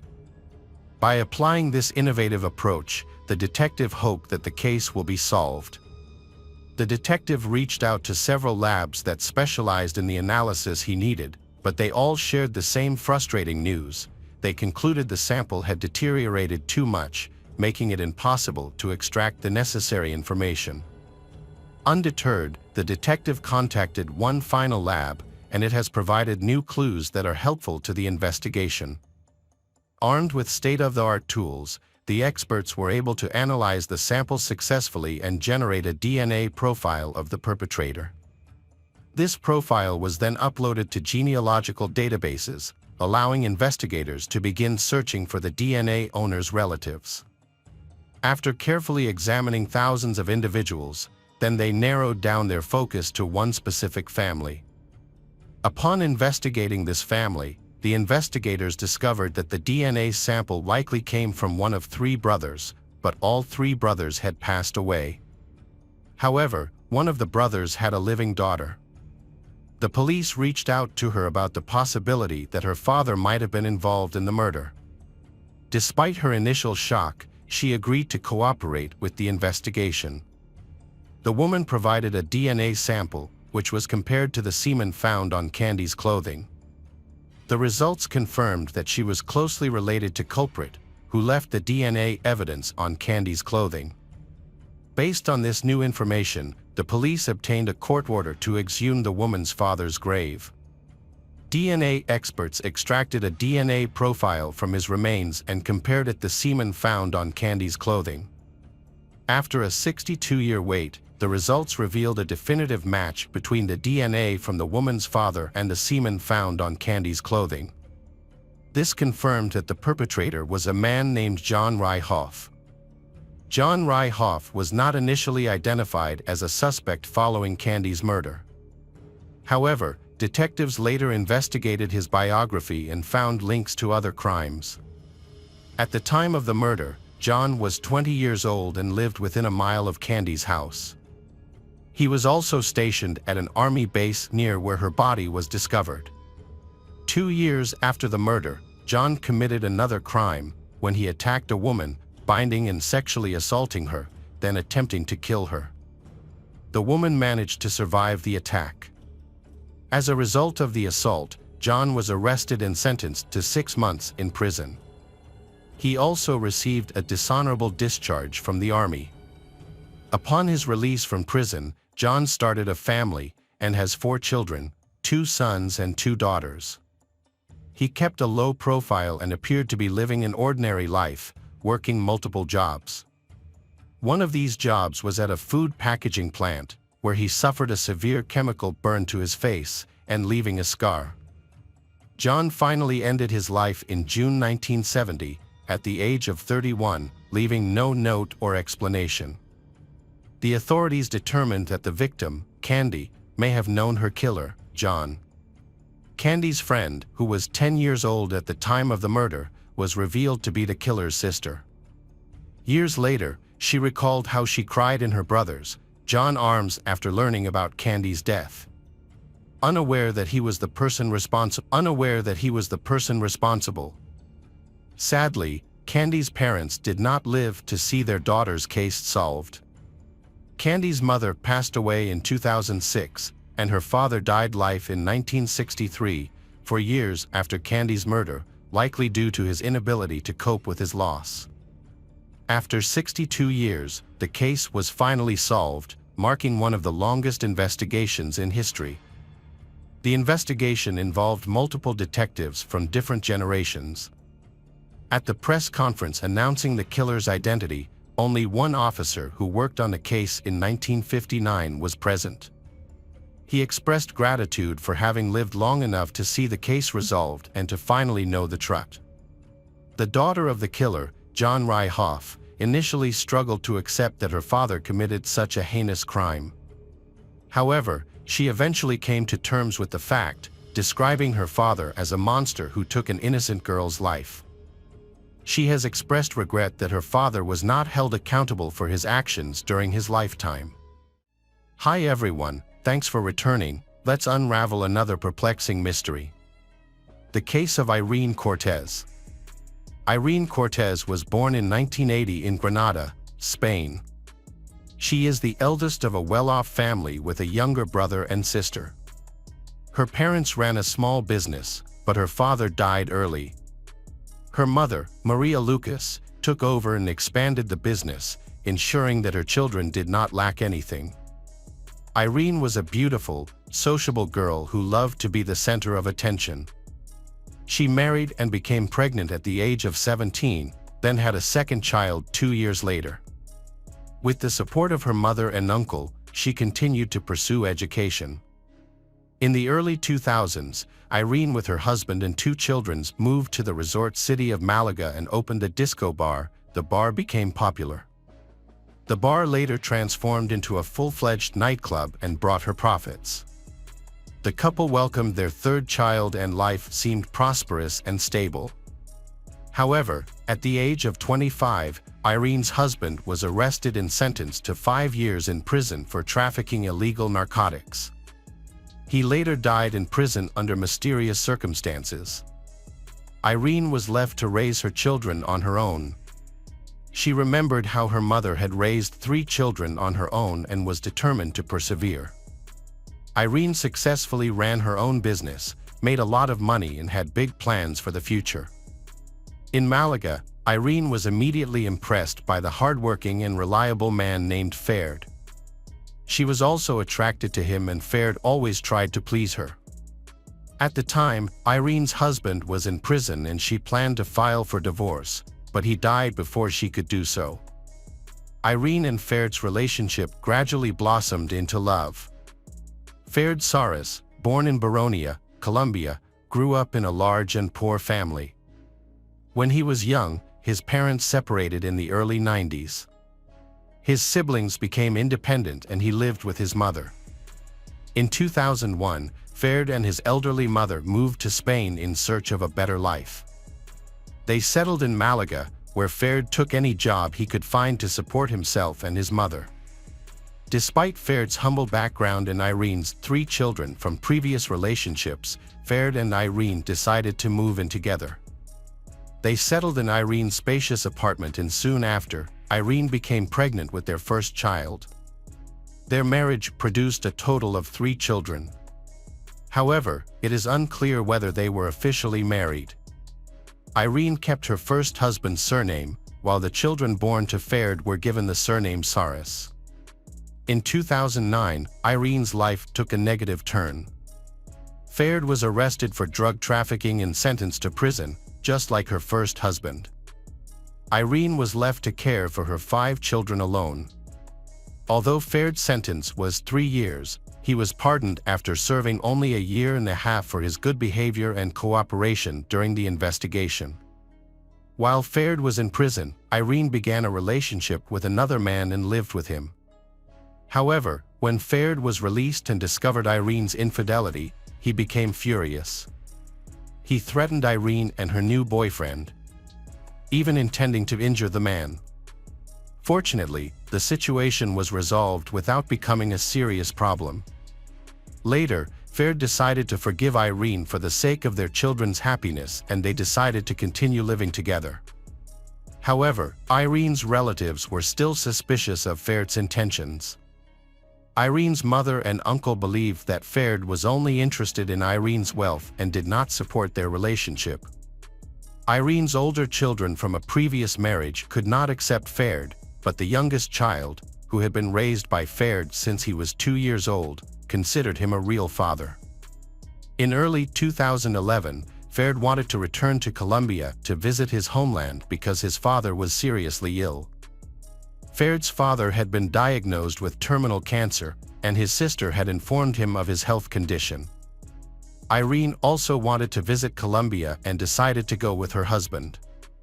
She wanted to meet Ferd's father for the first time and experience the famous Baronia Festival, an event that usually takes place at the end of February. For Irene, the trip was also a much-needed break after years of hard work and raising 5 children without a break. Irene and Ferd had planned a 10-day trip, and her mother and sister had agreed to take care of the children during their absence. Although Irene's mother had concerns about the trip, she did not take them seriously. However, at the time, Irene's family was in financial trouble due to an unfortunate business. The situation became worse when Irene discovered that the €3,000 in personal savings she had kept at home had disappeared the night before they left. This almost caused their plans to be cancelled. But Irene quickly found a solution and borrowed money from her uncle and some close friends. She then booked plane tickets in a hotel in the city center, ensuring that they were ready for the trip. Irene and Ferd arrived in Colombia on February 27, 2011. Upon arrival, they checked into a hotel and Irene called home to inform her mother that the flight had gone smoothly. 2 days later, Ferd broke the bad news of Irene's death to her 14-year-old eldest son, initially claiming it was an accident. However, the truth was soon revealed. Irene had been murdered during a robbery at an entertainment venue in Baronia. The case attracted widespread media attention in Colombia. Initially, the story revolved around Irene, a Spanish tourist who was murdered by robbers and fled the scene, leading to a massive police manhunt across the city. But the circumstances of the robbery and murder were unusual. The attackers did not appear to have been interested in stealing valuables, instead shooting Irene in the heart before fleeing the scene. Upon arriving at the scene, Ferd's calm demeanor during interviews with police and media representatives raised suspicions. Authorities confirmed Irene's murder and said that her remains would be repatriated once the investigation was complete. As investigators reviewed surveillance footage from the scene, the mystery of Irene Cortez's death began to unravel. The footage was important because it captured Irene and Ferd Garris meeting Ferd's brother, sister, and wife on March 1st. That evening, the group spent time attending a festival, walking around town, and then going to a local bar for dinner at Ferd's suggestion. As the time passed 1 a.m. and the bar emptied, Irene's group were the only customers left, along with the bar staff. However, things took a turn for the worse around 2 a.m. when 2 men who seemed uncomfortable walked into the restaurant.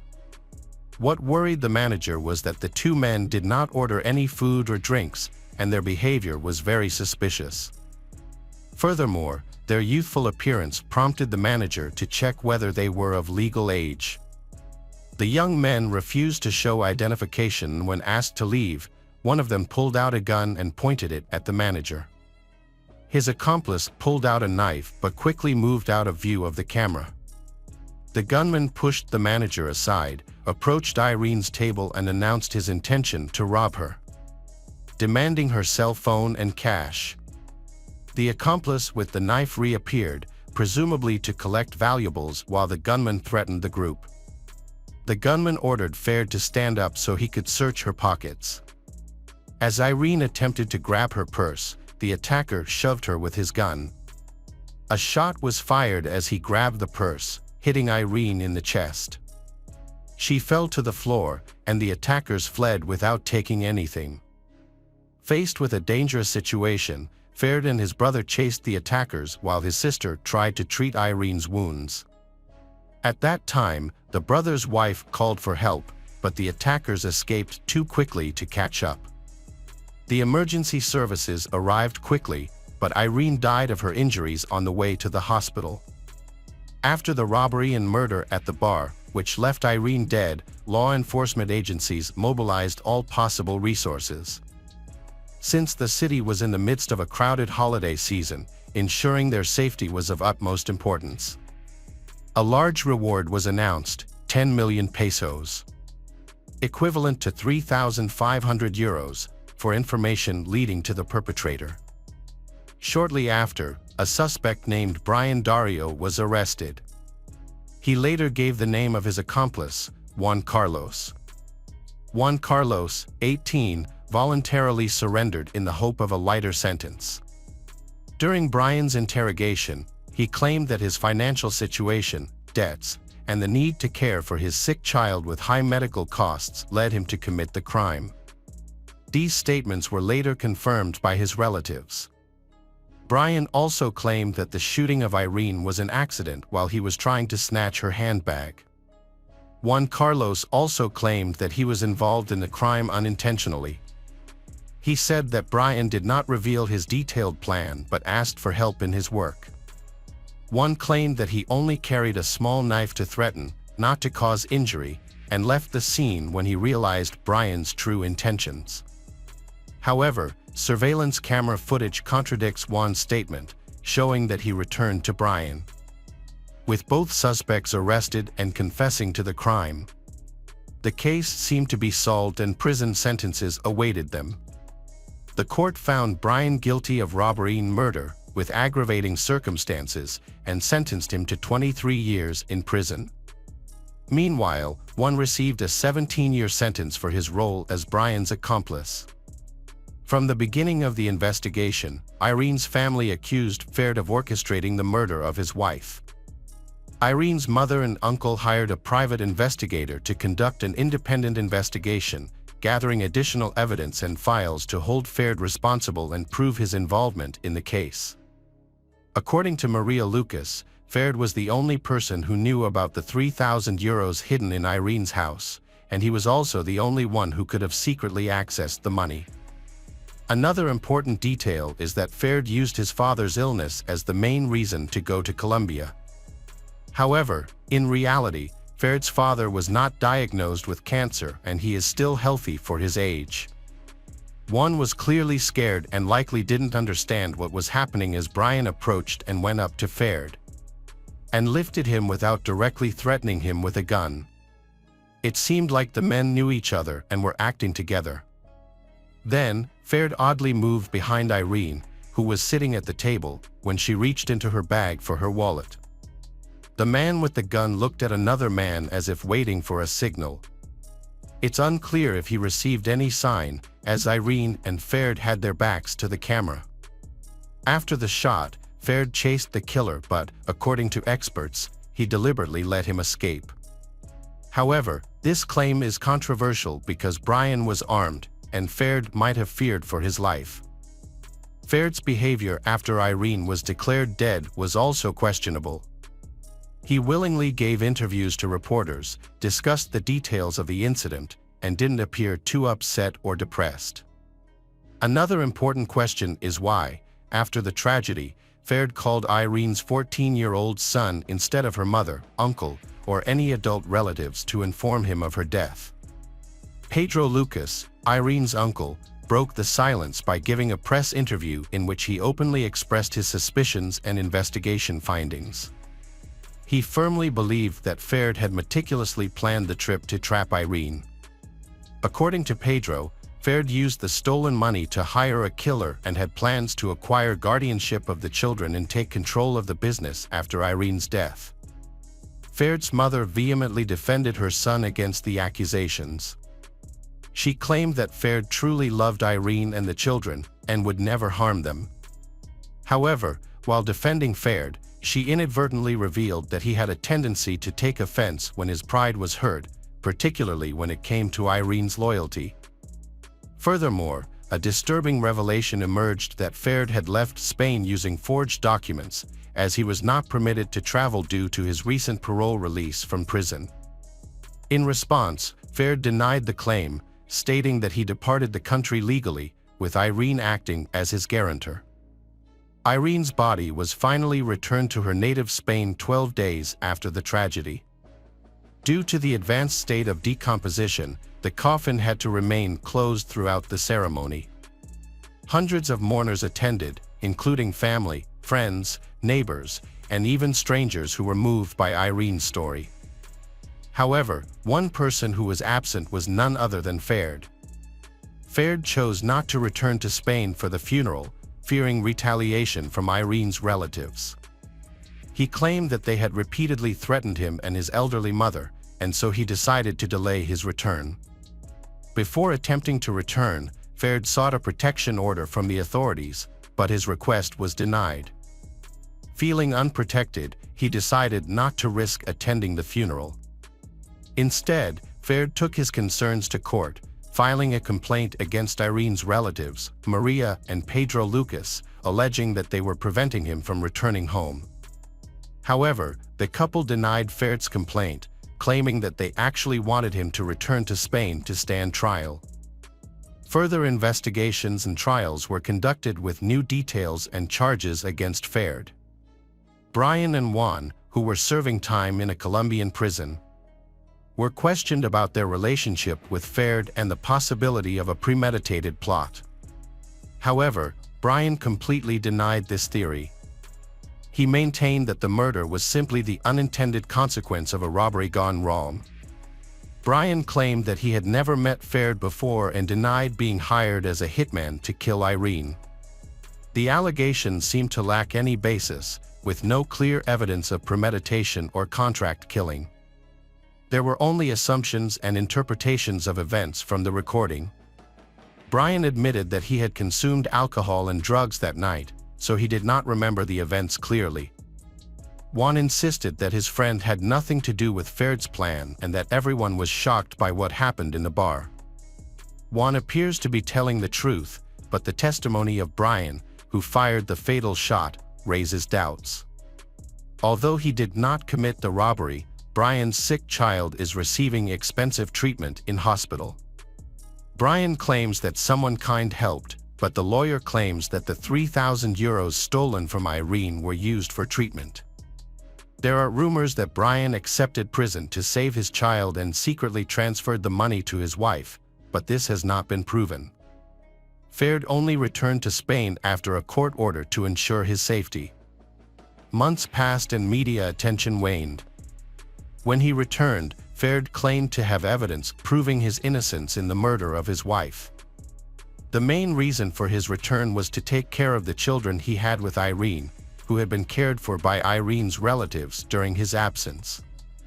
6 months later, Ferd revealed in a major interview that his life had changed completely. He lost his job, had his passport confiscated, and was unable to leave the country. Worse still, his friends turned their backs on him. His late wife's mother and uncle prevented Ferd from seeing his children. Ferd repeatedly confronted Maria and Pedro Lucas in court. He accused them of threatening him, while they tried to prove that Ferd was involved in Irene's death. However, neither side could provide convincing evidence. As a result, Ferd's children remained in the care of his grandmother and uncle. Ferd was also unable to reclaim any of his late wife's assets. Hey detectives, welcome back. We've got another mysterious case to explore. The case of Rowena Irani. Rowena Irani was born on February 18, 1994, in Karachi, Pakistan, to parents Turan and Bam Irani. In 2004, when Rowena was 10 years old, her family moved to Wichita, Kansas, in search of better opportunities. The goal was to provide Rowena and her older brother, Rashid, with a brighter future in America. However, the 9.11 tragedy 3 years earlier had created a climate of prejudice that affected the Irani family, making it difficult for Rowena and Rashid to form friendships due to the hostility they faced. Despite the initial difficulties, Rowena and Rashid eventually settled in and expanded their social circle. Rowena joined her high school's ROTC program and drill team, which helped her develop skills, even though she didn't plan to pursue a military career. After a tough start, Rowena blossomed into a strong-willed, friendly, and caring individual. Rowena graduated from Wichita Heights High School in 2012 and enrolled at Wichita State University, choosing to live at home while pursuing a degree in psychology. Her goal was to earn a master's degree and become a counselor for teenagers. Rowena's mother was extremely proud of her dedication to her studies. From the start, the Irani family's sacrifices clearly had a positive impact on their children. Rowena, in particular, wanted to help others reach their full potential. She started working at the Wichita Children's Home, a place for neglected, abused, and emotionally distressed youth. Rowena formed strong bonds with the children, showing her remarkable ability to understand and support them. Rowena made the children feel welcome and cherished, creating a sense of security. Every morning, Rowena would gently wake the children, and every evening, she would bid them farewell. The children looked forward to sharing their daily experiences with her, no matter how small. Rowena also helped the children set goals and find ways to achieve them, showing her dedication to their well-being. Rowena demonstrated a strong commitment to helping troubled youth. And her outstanding academic record as a psychology major indicated she had found her purpose in supporting others. She seemed to be living the American dream her parents had sought. However, problems in her personal life soon arose, ultimately leading to a tragic outcome. In May 2016, Rowena reconnected with Dane Owens, a family friend, at her brother's wedding. Dane came from a wealthy Kansas family and had joined the U.S. Army after high school. His military service ended abruptly due to a severe traumatic brain injury from an explosion. After a medical discharge, Dane attended Kansas State University, where he met Rowena. They soon developed strong feelings for each other. But problems soon arose due to Dane's behavior. He was possessive, controlling, and had a quick temper. People close to Rowena said that Dane became obsessed with the idea of marrying her and starting a family right away, even though she wasn't sure about it. At 22, Rowena wanted to finish college before making such a big decision. Dane's insistence on marriage and his intense behavior scared Rowena, her feel like the relationship was moving too fast. When she asked for space, Dane wrote a disturbing letter, begging her not to leave him and hinting that he might harm himself if she did. This led Rowena to end the relationship. At first, it seemed like Dane accepted Rowena's decision when she reiterated that she wasn't ready for marriage or starting a family. However, just 1 week after giving her space, Dane started pressuring her again about getting engaged, planning a wedding, and having kids. His actions made it clear that he saw Rowena as a prize to be won. Instead of supporting her education and career, Dane seemed determined to limit Rowena to a domestic role. Rowena is worried about her relationship with Dane because she feels he is too controlling of her, and this makes her wonder if they are really a good couple. By September 2016, Dane's increasing aggression had become alarming, prompting Rowena to confide in her brother, Rashid, a police officer. She shared several disturbing incidents, including Dane's claims of committing brutal killings during his military service. He even bragged about murdering women and children while deployed in Afghanistan. Rowena found these revelations deeply disturbing. Furthermore, Dane had expressed his intention to kill an ex-girlfriend who had ended their relationship. He confessed that following the breakup, he became consumed by a desire for revenge and struggled with emotional instability, to the point where he even contemplated committing murder. Rushd agreed with Rowena's assessment that Dane posed a genuine threat and he seemed capable of violent acts against her. On September 23, Rowena ended her relationship with Dane. She blocked his phone number and social media profiles to distance herself. However, Dane refused to accept the breakup and started planning his revenge. Despite recovering from shoulder surgery and being unable to handle a firearm properly, Dane bought a .45 caliber handgun. On October 3, over a week after the breakup, he secretly visited Rowena's residence while her family was away. Surveillance cameras caught him parking his vehicle away from the house and approaching stealthily, hiding the firearm in a sling due to his injured arm. Dane entered the house through an unlocked door and waited for Rowena. When Rowena appeared, he aimed his gun and fatally shot her in the head. This was a deliberate and carefully planned violent act committed by someone who was excessively controlling.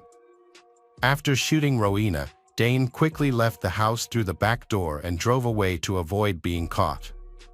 During his escape, he stopped to get rid of important evidence, including the handgun magazine and Rowena's phone, in various ponds in Wichita.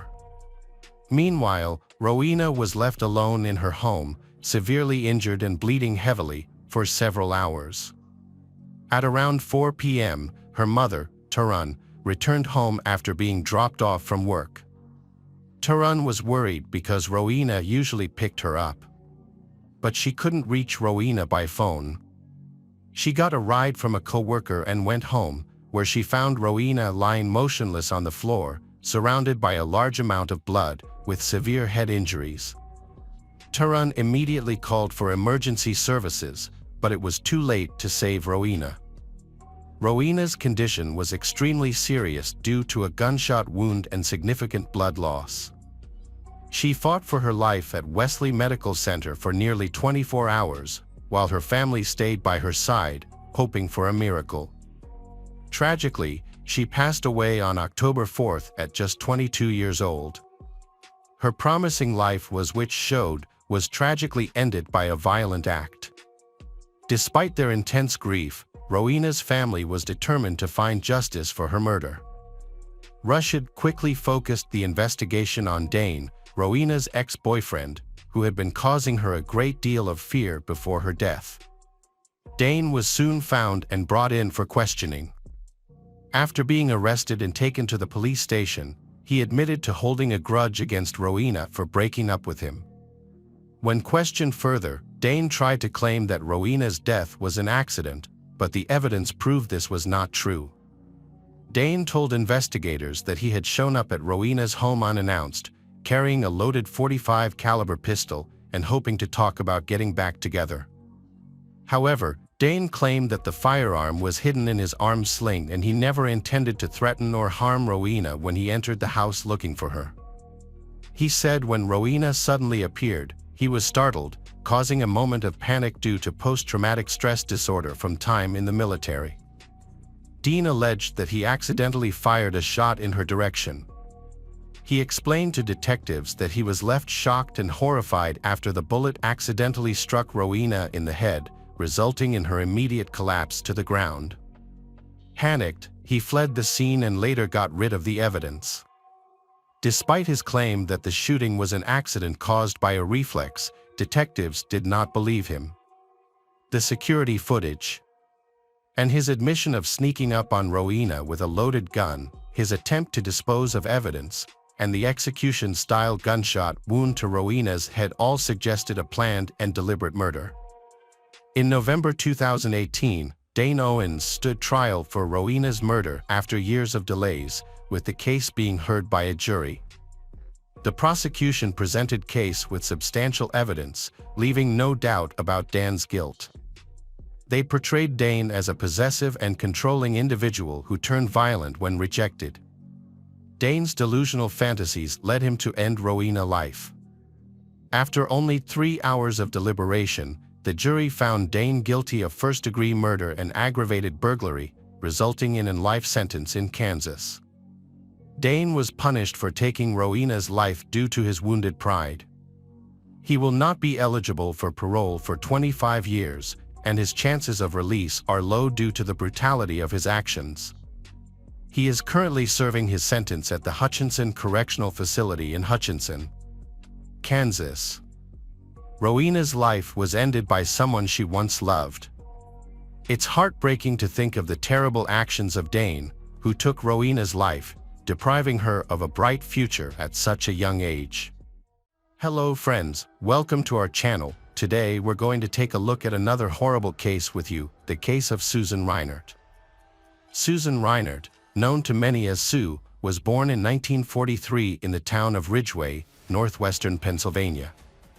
Her parents, William and Jane Gallagher, were a significant influence on her early life.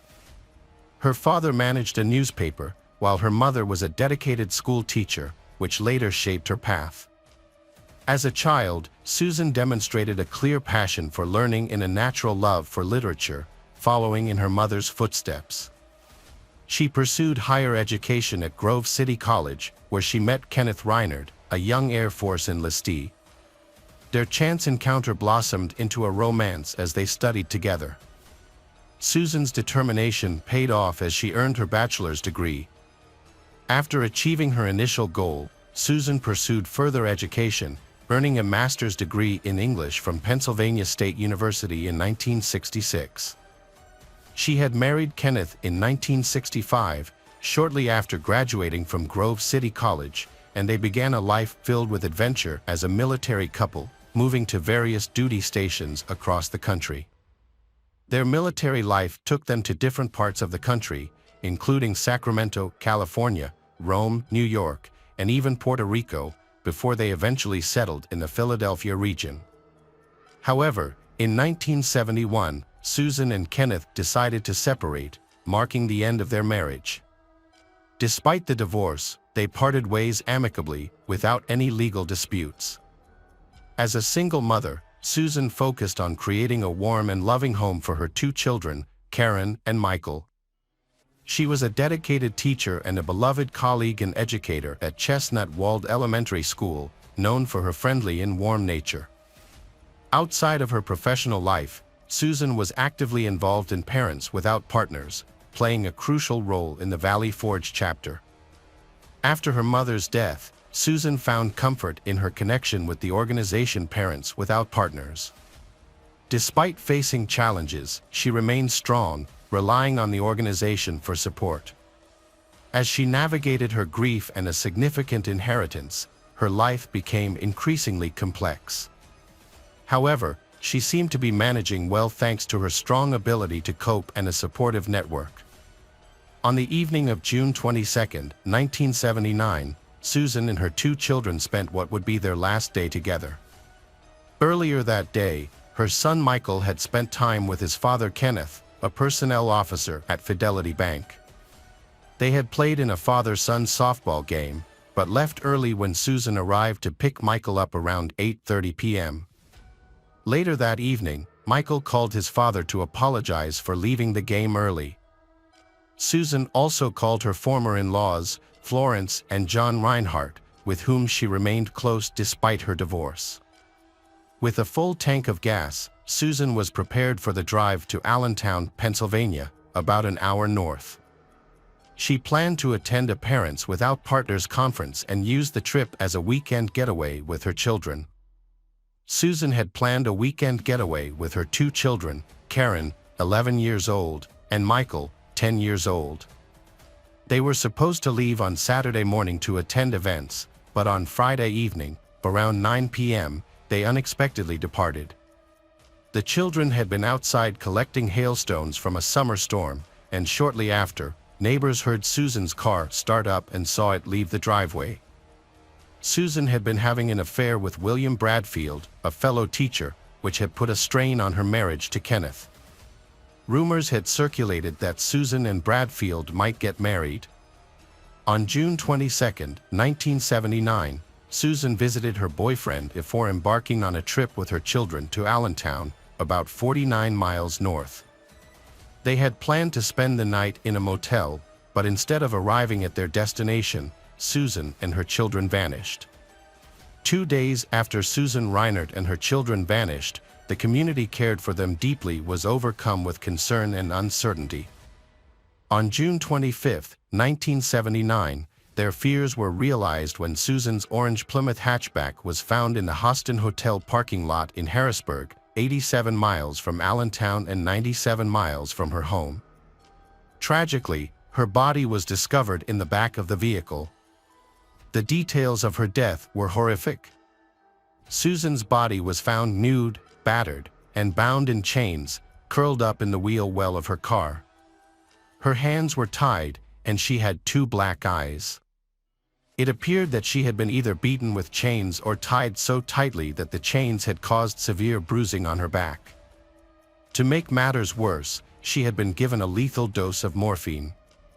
The disappearance of her 2 children remained a mystery, however, with no signs of their whereabouts. Police were left searching for answers, with the children seemingly vanished into thin air. The police searched for hours, hoping to find Susan's children with a babysitter, but none of her regular sitters, friends, or family members had seen them that weekend. As a result, the police began investigating to find answers. To gather leads, the police published pictures of the Reinert family in newspapers for weeks. This was before the internet and Amber Alerts existed, making it more challenging to disseminate information quickly. As the investigation continued, it was discovered that Susan Reinert had named William Bradfield, the man she believed she would marry, as the beneficiary of life insurance policies worth $730,000.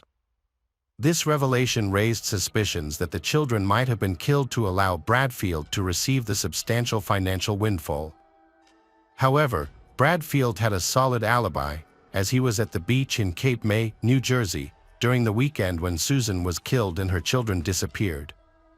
Several other teachers were with him and could vouch for his whereabouts. The police then shifted their focus to Upper Marin High School, where Susan worked.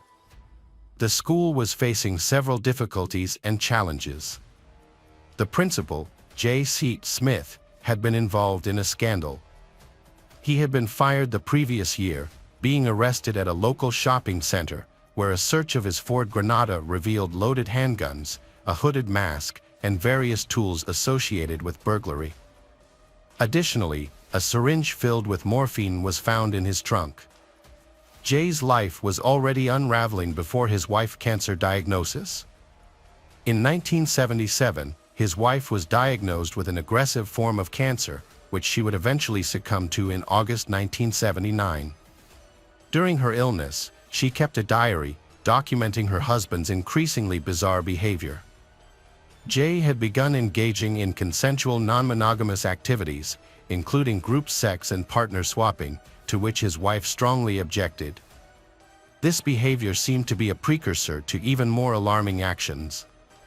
Around the same time, their daughter, Stephanie, moved back in with her parents, bringing her husband Edward Hunsberger with her. The family was already dealing with the uncertainty of her mother's cancer battle, and tensions were running high among them. Edward Hunsberger and his wife Stephanie, Jay's daughter and son-in-law, struggled with heroin addiction and had trouble finding steady employment in the years leading up to their move. In an effort to escape their struggles with addiction, they moved back in with Jay family in early 1978. However, just a few months after the move, Stephanie and Edward mysteriously vanished. The last confirmed sighting of they was in February 1978, when they visited Edward's parents in North Wales, Pennsylvania.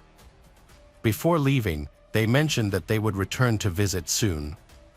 However, after this point, all contact with them ceased. Edward failed to appear at a scheduled meeting with his probation officer later that month, prompting authorities to begin searching for him and Stephanie. When investigators reached out to Jay for information, he claimed that they had left for California to escape debts owed to local drug dealers. Despite his assertions, Jay was unable to provide any further details about their disappearance. Edward and Stephanie had been constantly on the move, traveling from place to place and never staying in one location for too long, making it easy for them to disappear without anyone noticing. Meanwhile, Jay was arrested for theft, and a search of his home uncovered some disturbing items. Authorities found firearms, marijuana, prescription pills, security guard uniforms and badges, as well as disturbing pornography. They also discovered nitric acid and stolen office equipment from a local school. Jay was linked to a string of recent armed robberies matching his description and attire. While awaiting sentencing for the theft charge, Jay's alibi witness, Bradfield, testified that they were on vacation during the time of the robberies. However, the jury did not find Bradfield's testimony credible. Jay had a notorious reputation at Upper Merion, earning him the nickname, the Prince of Darkness. This was especially relevant in the investigation of Susan's death, which was caused by strangulation or suffocation. The time frame for her death was broad, and when questioned about his whereabouts, Jay couldn't provide a clear answer. The autopsy found that Susan's body had an extremely high amount of morphine, roughly 10 times the amount needed to be fatal, which indicates that her overdose was likely a deliberate act. As the investigation into Susan's death continued, Jay was found guilty of a series of store robberies in the late 1970s. He was sentenced to 2 to 5 years in prison on June 25, 1979. However, even behind bars, Jay remained a key suspect in the investigation into Susan's death. The police began to dig deeper into his past, uncovering a disturbing discovery. Jay's daughter and son-in-law had gone missing in similar circumstances to Susan and her children. There were two main connections between Jay and the disappearances.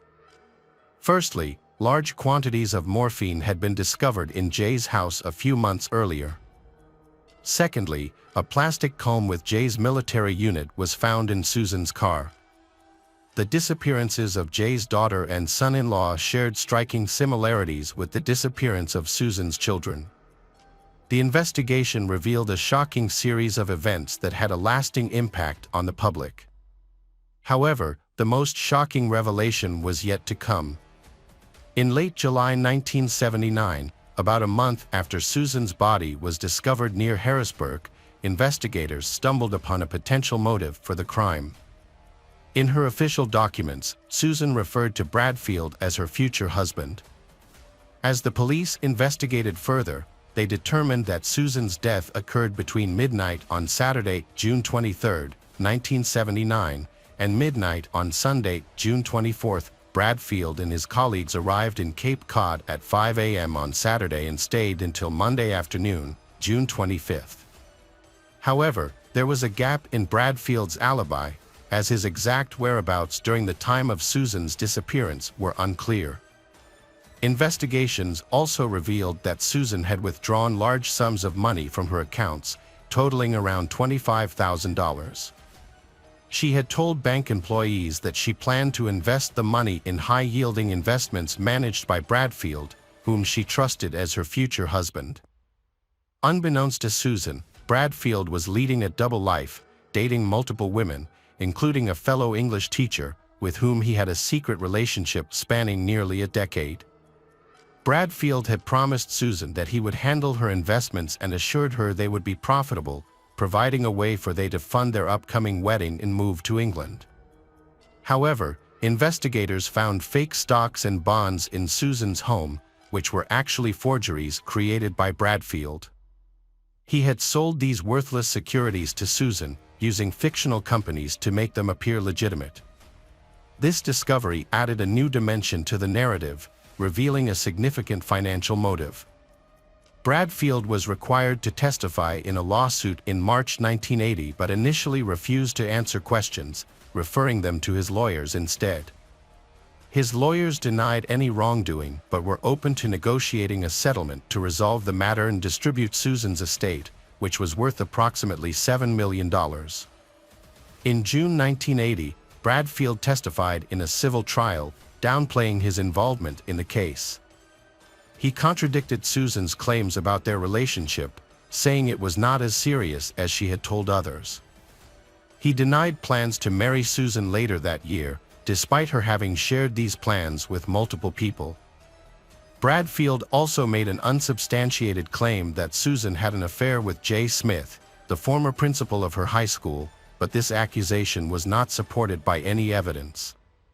Friends and family members remembered Susan being in a long-term relationship with Bradfield, with no indication of a relationship with Jay Smith, who was actually in prison at the time of the trial. Bradfield failed to explain why Susan had named him the beneficiary of her $1 million estate.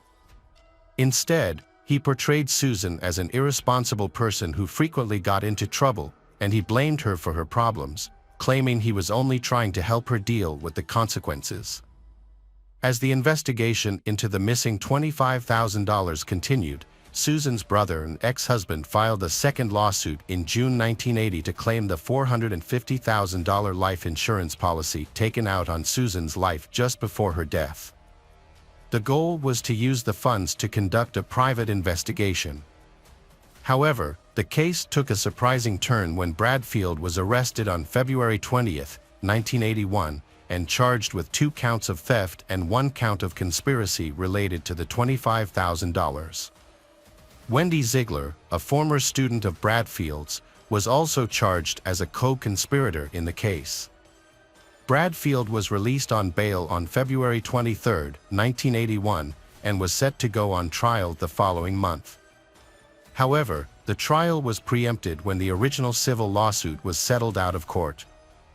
As a result of the settlement, $36,000 from Susan's estate was set aside to cover the costs of further investigations into the disappearance of the children and to contest certain provisions of Susan's will.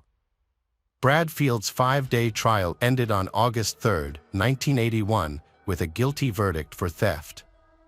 The prosecutor, Edward Weiss, requested that Bradfield's bond be increased from $25,000 to $75,000 due to concerns that the conviction would increase the risk of him fleeing, particularly in light of potential murder charges. Judge Robert A. Wright granted this request.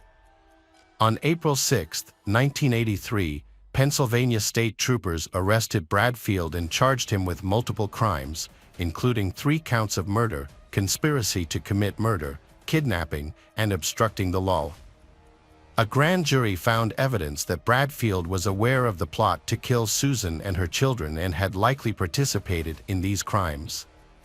Although J.C. Smith, a suspected accomplice, was not charged at that time, a confession from a fellow inmate, Proctor Knoll, implicated Bradfield. Knoll stated that while playing chess with Bradfield in prison, Bradfield revealed his involvement in the murders. Despite the lack of direct physical evidence linking Bradfield to the crimes, prosecutors felt they had a strong case against him. A previous conviction for theft also bolstered their confidence, as did a potential connection to a person who may have disposed of the victims' bodies, which further implicated Bradfield in the murders that occurred in the 1980s. J.C. Smith was forced to testify before a grand jury in 1984, despite invoking his Fifth Amendment right. The questioning was likely related to the disappearance of his daughter, Stephanie, and her husband, Edward Huntsberger. Around the same time, William Bradfield was also called to testify, but the details of his statements were not made public. In April 1985, J.C. Smith was asked to provide handwriting samples that may have been linked to documents written years earlier, possibly outlining a plan to murder Susan Leinert. This led to Jay's arrest on June 25, 1985, exactly 6 years after Susan's body was found. He was charged with 3 counts of first-degree murder and taken into custody. While Jay awaited trial, a book about the case was published by crime author Joseph Wambaugh in 1984, suggesting that Smith was the killer. The book was later adapted into a TV miniseries, drawing national attention to the case. Despite this, Jay maintained his innocence from prison, filing appeals and claiming that William Bradfield had framed him. In 1989, the court decided to re-examine Jay's case and discovered problems with the prosecution's handling of the case. This led to a new trial in 1990. Jay waived his right to a speedy trial to allow for a thorough investigation. By 1992, the Pennsylvania Supreme Court ruled in Jay's favor, overturning his murder conviction due to issues with the prosecution's conduct. For 20 years, the state did not pursue a new trial against J.C. Smith, allowing him to live the rest of his life without further prosecution. Meanwhile, William Bradfield continuously disregarded court orders and refused to pay the $25,000 he owed to the estate of Susan Reinert. This issue was finally resolved in a settlement in 1996.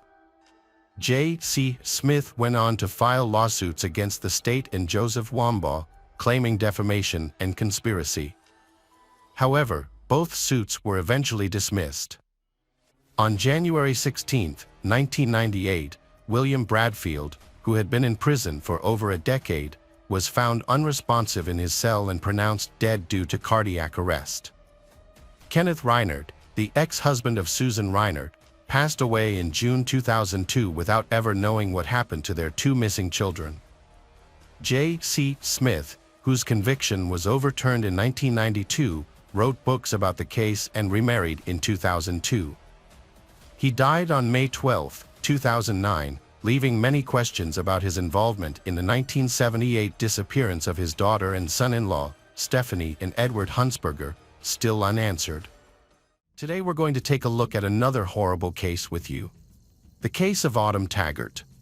Autumn Taggart was a single mother living in Windsor, a city on the border between Michigan, USA, and Ontario, Canada. In 2018, Autumn and her 9-year-old son Gavin spent a Saturday with Gavin's father, Chris, from whom Autumn had amicably separated. They all went grocery shopping together, and later Chris dropped them off at their third-floor apartment. That evening, Chris left for his own home, and Gavin spent quality time with his mother, playing video games before bed. As he drifted off to sleep, he was awoken by a strange noise. Opening his eyes, he was startled to see an unknown man standing in his room. The man instructed Gavin to close his eyes and go back to sleep before disappearing into the hallway. Gavin's room was adjacent to his mother's, which was on the right-hand side of his room. Approximately a minute after the stranger left his room, Gavin heard his mother's scream. Overcome with fear, Gavin had never felt such terror before. The screaming eventually stopped, and an eerie silence fell over the apartment. Exhausted and shaken, Gavin eventually fell back asleep. The next morning, Gavin woke up and immediately went to his mother's room. Everything in the apartment was smashed and destroyed. Gavin found his mother lying on the bed. At first, he thought she was asleep, but when he saw the blood on her nose, he realized she was dead. This discovery shocked him. Gavin couldn't contain his emotions.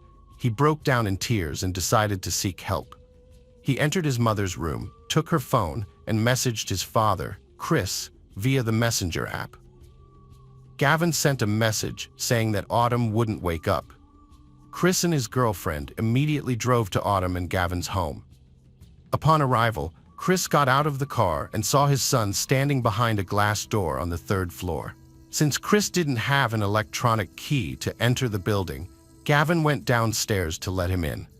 Chris asked Gavin to stay with his girlfriend while he checked on Autumn. When Chris entered the apartment and then the bedroom, he was met with a devastating sight.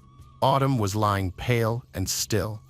Autumn's body showed signs of severe trauma, with bruises on her face and body and a bloody nose. He immediately called 911, and police and paramedics arrived at the scene. Unfortunately, the paramedics were unable to save her, and she was pronounced dead. The police investigation began, and experts searched the apartment for evidence. A child specialist interviewed Gavin, who reported that a man had told him to go to sleep the night before. Gavin said he heard his mother screaming, but the screams stopped after a while. He described the man he saw in his room as a white male of average height with messy hair, who appeared disheveled, as if he had just gotten out of bed. Gavin estimated the man was slender, but not extremely thin. The autopsy revealed that Autumn's death was caused by strangulation, and forensic experts found evidence that she had been physically assaulted before her death. Additionally, the examination showed injuries in her genital area and the presence of male DNA on her body. Initially, the police considered the possibility that the killer was one of the building's tenants. However, Gavin reported that the man he saw on the night of the crime was not a familiar face. Furthermore, the investigation showed that the perpetrator not only needed an electronic key to enter the building, but also to enter Autumn's apartment. Yet, there were no signs of forced entry on the door to her apartment. The police initially considered two possibilities: that Autumn had let the perpetrator in herself, or that she had left the door unlocked. However, they soon discovered evidence that suggested the perpetrator had actually climbed to the third floor. The perpetrator first accessed the second-floor balcony and then climbed up to the third floor, where the door was open, allowing them to enter the apartment without difficulty. On the night of the crime, a witness reported seeing a new black SUV, possibly a Honda Pilot, in the parking lot next to the building. The SUV was there until around 6 a.m. Detectives suspected that the owner of the SUV might be connected to the victim's death. They believed that the perpetrator may have used the SUV as a stepping stone to climb into the building, and then used the decorative protrusions on the building's corners as a makeshift ladder to climb from the second floor to the third floor. The crime occurred at night, which made it easier for investigators to analyze mobile phone activity in the area where Autumn lived. One of the active phone numbers belonged to Autumn's neighbor, Michelle, who lived in the same building. During the initial police interview, Michelle claimed she didn't know anything about the crime. However, phone records showed that she had been on the move around the city, making calls from different locations, and had turned off her phone around the time of the murder. Although the exact location of Michelle's phone couldn't be pinpointed due to some margin of error, it was clear that she was either in or near her apartment at the time of the crime. The detectives suspected that Michelle was hiding something and decided to question her again. During the second interview, Michelle continued to deny any knowledge of the crime. However, the police warned her that withholding information could make her an accomplice to the crime. Faced with this possibility, Michelle began to open up. She revealed that a man named Jay had contacted her boyfriend and her around 2 a.m. on the night of the crime. Jay wanted to purchase an illicit substance and also hire an escort. To begin, Jay, Michelle, and her boyfriend went to an ATM where Jay withdrew cash. Michelle and her boyfriend then provided Jay with a portion of the substance, which Michelle admitted they were selling themselves. Later, Jay asked to buy more of the substance. Michelle instructed Jay to drive to the parking lot near her building, where she and her boyfriend planned to rob him. Upon arrival, the three of them used the substance together. Afterwards, Michelle and her boyfriend decided to flee. Before escaping, Michelle hid a bag of the banned substance in her genital area. This detail will become important later. Michelle reported that she and her boyfriend fled the scene, taking both the banned substance and a portion of Jay's money with them. They ran to the building's entrance and then proceeded to her apartment, where they locked themselves in, remained quiet, and kept the lights off. Jay was unable to enter the building because he didn't have an electronic key. From Michelle's apartment window, they observed shoe marks on the roof of Jay's car. The man left the scene around 6 a.m. Investigators believe that Jay attempted to enter the building to find the individuals who had stolen from him. However, since Jay didn't know Michelle's address, it's likely that he mistakenly entered Autumn's apartment instead. The police now had the suspect's phone number and photo, which were obtained from security cameras at the bank where he withdrew cash to purchase the banned substance, as well as from an ATM camera. After investigating the phone number, authorities discovered that the individual's name was not Jay, but rather Jitesh Bhogal, a 27-year-old Canadian citizen who worked as a car development engineer in Warren, Michigan. He owned a black Honda Pilot SUV and frequently visited Canada, crossing the border via bridge or tunnel to get to Windsor. Authorities tracked his movements and found that he had left Canada on the morning of June 10th, the day Autumn died, and had not returned to the country since. When the police released information about the black SUV seen at the victim's house, Jitesh sold his car, which raised suspicions.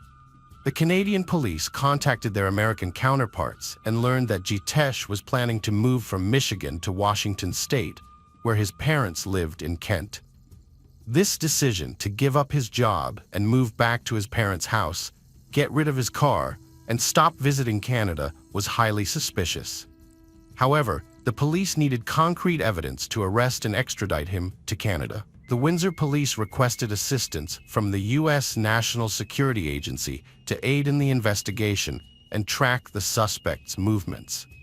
To confirm that the male DNA found on Autumn's body belonged to Jitesh, they needed to obtain a sample of his DNA for comparison. U.S. agents monitored Jitesh's activities, aware that he was planning to move to Washington State and potentially flee to a third country. Jitesh attempted to alter his appearance by shaving off his beard and wearing blue contact lenses. But Jitesh was not cautious enough. During a visit to a bar in Warren, he left behind a glass after finishing his drink. Agents seized the glass, which provided them with a DNA sample. Although the comparison process took time, the result was not unexpected. The DNA sample from the glass matched the male DNA found on Autumn's body, confirming that it belonged to Jitesh Bogle. On August 17, 2018, more than 2 months after Autumn's death, Jitesh was arrested at his parents' home in Kent, Washington. The Canadian police charged him with the murder of Autumn Taggart. Due to restrictions in the country, the trial was postponed for a significant period of time and eventually began in November 2021. To maintain social distancing, the trial was held in 3 separate courtrooms. The main courtroom contained the judge, prosecutor, jury, and the defendant, along with his defense team. The 3 other courtrooms had large screens broadcasting the trial so that Autumn's relatives and others could watch. Jitesh Bogle entered a not guilty plea for the crime of taking Autumn's life, saying it was an accident. He explained that some dealers had stolen money and an illegal substance from him, running out of his car after committing the crime. This upset him, so he got out of the vehicle to try to find them. Due to the large amount of alcohol and substances he had consumed, he did not remember much of what happened that night. Jitesh said he remembered climbing onto the balcony before entering the apartment where Autumn lived. When he entered her apartment, he saw her asleep in her bed, but he mistakenly thought she was Michelle, the person who had robbed him. When Autumn woke up and started screaming, Jitesh told her to be quiet, but she didn't stop. In an attempt to quiet her, Jitesh covered her mouth, which ultimately caused her to suffocate. Jitesh said that when the screaming stopped, he realized what had happened and tried to revive Autumn by performing CPR. But unfortunately, it didn't work. Jitesh did not recall how Autumn's genital injuries occurred or how he left her apartment. His lawyers asked the prosecution to drop the first-degree murder charges, arguing that the crime was not premeditated. They believed that Jitesh was not in control of his actions due to the large amount of substances he had consumed. The fact that he placed his hand over her mouth was more consistent with an attempt to silence her than with an intent to kill. Bogle's defense team argued that he was not responsible for the death of Autumn Taggart because he was intoxicated and did not have the capacity to form intent or understand the consequences of his actions. They stated that his behavior was the result of intoxication and that he did not intentionally cause the death. The defense team questioned the reliability of the DNA evidence, suggesting that it could have been contaminated by John Lorda, a forensic expert who worked on the case. They argued that Lorda's actions, including rotating the body on the bed sheet, could have transferred DNA or fluids from the body to the sheet or vice versa, resulting in cross-contamination. Lort testified during cross-examination that he followed proper procedures to prevent cross-contamination of evidence. He changed gloves between handling each piece of evidence and taking photographs. Lort's examination of evidence in Taggart's room included a search for fluids such as urine, saliva, and semen, as these are common indicators of sexual assault in cases involving a deceased female victim. The prosecutor disagreed with the defendant's version of events.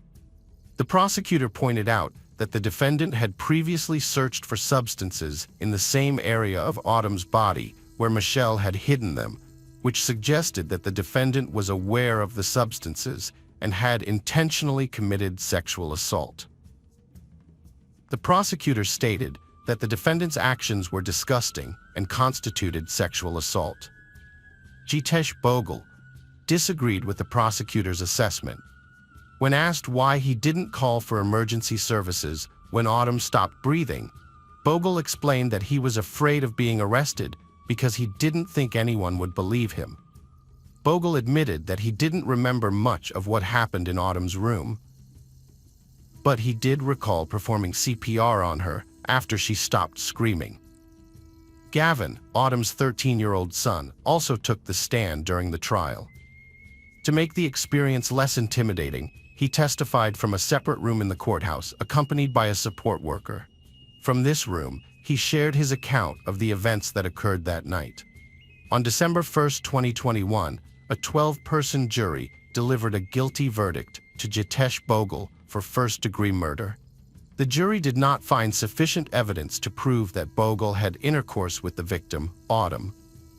Autumn's father, John Tager, expressed relief and satisfaction with the verdict, stating that it was the right outcome for Autumn and her son, and that the family had finally received justice. On January 5, 2022, the court sentenced Jitesh Bogle to life imprisonment with a minimum of 25 years to be served before he can apply for parole. Today we're going to take a look at another horrible case with you, the case of Carol Maltese. Carol Nicole Maltese was born on September 19, 1995, in a small province in Italy.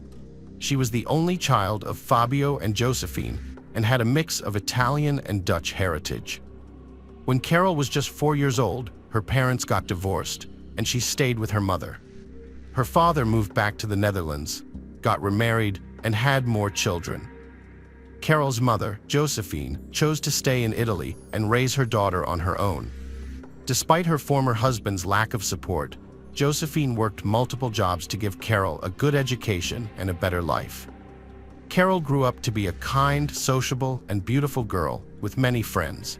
She was active in sports, particularly horseback riding, and loved to dance. She was fluent in 3 languages, enjoyed traveling across Europe, reading, and could talk about almost any subject. As a teenager, Carol became a stunning beauty with a slim figure, and she loved being the center of attention. After finishing school, Carol went on to study industrial design, arts, and fashion at a technical university. She quickly became one of the top students in her class.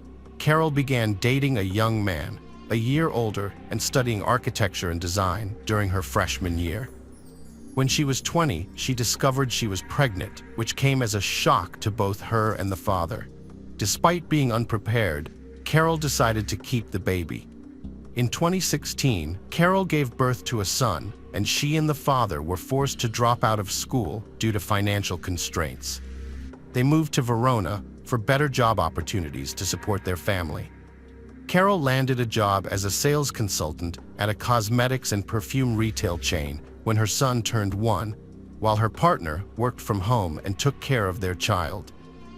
In mid-2019, Carol started an affair with Angelo, secretly meeting him in hotel rooms and exchanging messages at night. However, just before the new year, the father of her child discovered her infidelity and ended their relationship. Carol thought it was for the best to leave, since she was already planning to move in with her new boyfriend. However, a complication came up. Angelo still lived with his parents, and it wasn't possible for Carol to move in there with her child from a previous relationship. So, they made the decision to rent a place together instead. When the economic crisis hit, they lost their jobs and couldn't afford their apartment. Carol moved in with her new boyfriend's parents and made the difficult decision to leave her 4-year-old son with his biological father until things got better and she could bring him to live with her. As the economic crisis worsened, a self-isolation regime was put in place, and everyone was forced to stay at home. Carol struggled financially during this time and relied on Angelo and his parents for support, unable to contribute financially to her son's care. To make matters worse, Carol's mother was diagnosed with Parkinson's disease, which required expensive therapy. With no other options, Carol desperately sought ways to earn money from home to support her son and ill mother. She turned to social media and YouTube, sharing her experiences of living in isolation and the challenges she faced in an effort to generate an income during the lockdown. Carol's early blog posts didn't gain much traction, but her attractive appearance caught readers' attention. She received flattering comments as well as some inappropriate proposals. One subscriber suggested she join OnlyFans, a platform where her looks would be in high demand, and she could quickly become a star and earn a lot of money. Taking this advice, Carol created an account under the pseudonym Charlotte Angel and began posting provocative photos and short videos. She quickly gained a large following of paying customers. While Carol's earnings increased, she kept her new career a secret from her boyfriend and close family members. As time passed, Carol's content became more explicit and sophisticated as she worked to satisfy her fans. She herself found enjoyment in this line of work. However, Carol was able to keep her secret hidden for only about 6 months before someone she knew discovered her account. The news spread quickly, and soon everyone knew how she was making a living. Carol's friends and family in Italy didn't understand her decision to work in the adult film industry. They saw it as immoral and were embarrassed to be associated with her. Carol, on the other hand, was confident that her work was a form of art that could bring her success, wealth, and fame. As she became more popular, adult film studios and directors approached her with offers to star in their films, which she accepted. She started participating in group shoots and public performances, but her boyfriend Angelo was still in the dark, thinking she was working remotely as a designer. However, when Angelo finally found out the truth, he was shocked and unsure of what to do. But when his parents discovered Carol's profession, they demanded that he break up with her immediately, fearing that she would bring shame to their family. Carol's OnlyFans account had become extremely successful, earning her enough money to rent her own place and attracting offers from directors. Her fees continued to rise, and she professed in interviews that this was not a long-term career goal. Instead, she planned to eventually complete her education and pursue a career in design or modeling. For now, she was enjoying her work and was well compensated. Despite her success, Carol frequently spoke about the constant moral pressure she faced from others. Their judgments and attempts to shame her led to feelings of anxiety and guilt. However, she defended her work as a form of art and believed that every woman should have the freedom to choose her profession without fear of judgment. Carol started anew in Rescaldina, Milan province, leaving her adult film career behind and working as a sales consultant at a perfume boutique. However, this fresh start was short-lived. She met David Fontana, a 42-year-old banker and nude photographer online. He was seeking a model, and Carol responded, feeling an instant attraction during their first meeting. Despite being married, Fontana pursued a relationship with Carol, and they began dating, combining photo shoots with intimacy. Fontana learned about Carol's past and encouraged her to return to filmmaking, recognizing her talent. He had complex feelings for her, loving and possessive, yet also enjoying seeing her in adult films. After divorcing his wife in March 2021, Fontana moved in with Carol, and they explored their explicit fantasies together. He assisted her in creating popular content on OnlyFans, taking a share of the profits from their joint ventures. Carol's success in the adult film industry led to her receiving lucrative contract offers from foreign directors and studios. However, her boyfriend Fontana became jealous and reacted angrily when others showed interest in her. Months later, Angelo, who was still in love with Carol, reached out to her and confessed his feelings. He proposed that they get back together, promising not to interfere with her work. Carol was touched by his words but revealed that she was already in a relationship with someone else, David. Despite this, Carol and Angelo continued to stay in touch. However, when David found out about their communication, he became furious and threatened Angelo. He even went as far as setting Angelo's car on fire. Angelo reported the threats and property damage to the police, and a restraining order was issued against David. However, there was no evidence to link David to the arson, so he didn't have to pay for the damages. As Carol's popularity grew, she traveled frequently for shoots and gained over 30,000 followers. She was saving money to buy a home, take her son with her, and eventually leave the adult film industry to focus on raising him and finding a new job.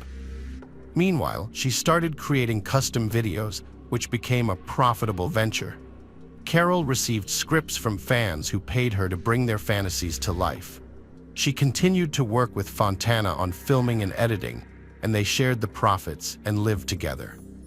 In September 2021, she met Salvatore Galdo, an actor, on a film set, and they started working together on explicit films. As they worked together, Carol and Galdo developed real feelings for each other, and they began a romantic relationship in secret, afraid of how David, her current partner, might react. She waited for the right moment to tell David everything and end their relationship. A few months later, Galdo proposed to Carol with an engagement ring, and she happily accepted. By the end of the year, she had saved enough money to buy her own home. Carol planned to take her son, Mary, with her and decided it was time to talk to Fontana about her decision. Fontana took the news surprisingly well, understanding that Carol was moving on to her new partner. However, they still had unfinished projects that they had already been paid for, so they agreed to complete the work and then go their separate ways. Carol's sudden and mysterious disappearance in 2022, similar to Carol's earlier vanishing act, left everyone stunned. She abruptly stopped acting in films, discontinued her online streams, and ceased communication with colleagues. Moreover, she refused to accept new project offers from directors. Although many people were aware that Carol had planned to leave the entertainment industry, her complete disappearance still came as a surprise. Carol's friends and husband, Salvatore, grew concerned when she stopped responding to their calls. Despite her reassurances via social media, they sensed something was amiss. Months passed, and Carol's occasional social media posts revealed she'd gone on a seaside vacation without telling anyone. Her brief, curt responses only added to their unease. On March 20, 2022, a passerby discovered large black trash bags near a rocky cliff in the Italian community of Borno. Upon approach, the passerby found human fingers poking through the torn polyethylene. He immediately reported the gruesome find to the police, who discovered 4 bags containing a human body divided into 18 parts. The remains were so disfigured that identification seemed impossible. Forensic experts determined the young woman had died at least 2 months prior, but the cause of death remained unknown. It was clear the body had been stored in a freezer before being dumped, likely to keep it hidden.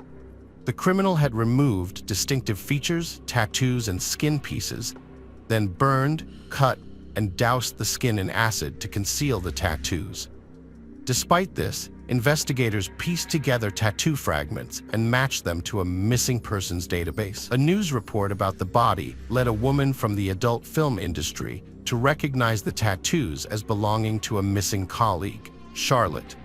This information allowed law enforcement to identify Carol, who had become engaged to her coworker, Salvatore Galdo, before her disappearance. What's curious is that he didn't report her missing. Salvatore became the prime suspect, but his distraught reaction and conversation history with Carol seemed genuine. However, his story didn't add up, leading to another suspect, David, being questioned. David showed up at the police station to report Carol missing, oblivious to the recent discovery. His nervous, contradictory story eventually led to his confession. He had accidentally killed Carol. David Fontana claimed to be filming a scenario for a client who had paid a large sum of money. The script involved binding a woman, taping her mouth shut, covering her head with a bag and brutally beating her with various tools, including a hammer. David was supposed to pretend to inflict severe pain without actually harming her. However, he allegedly went too far and struck her with a hammer, fracturing her skull. Instead of calling for help, he ended her suffering with another blow. Panicked, he dismembered the body and stored it in his freezer for over 2 months before deciding to dispose of it. The investigation revealed that David was the mysterious client who had orchestrated the entire scenario to exact revenge on the woman, Carol, who had decided to leave him. During the torture session, he extracted her phone password, which was supposedly part of the script. On January 11th, David fatally struck Carol with a hammer and used her credit card to buy a freezer, saw, and axe to dismember her body.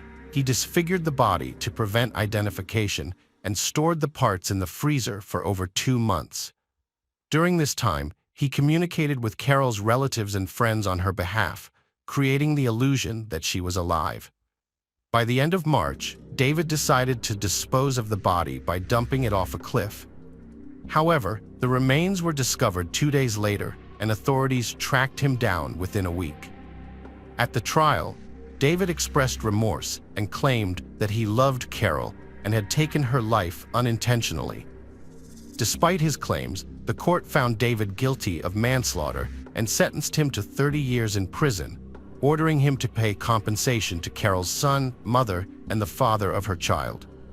Surprisingly, the dismemberment of the body was not considered an aggravating factor, making David potentially eligible for parole. Hello friends, welcome to our channel. Today we're going to take a look at another horrible case with you, the case of Brianna Marie Schneller. Brianna was a vibrant and diligent young woman who excelled academically as the top student at Everest High School in Washington. She had a passion for Mexican cuisine, music, and dancing, and enjoyed thrilling activities like roller coasters. Her parents, Craig and Lori Schneller, described her as an outstanding individual.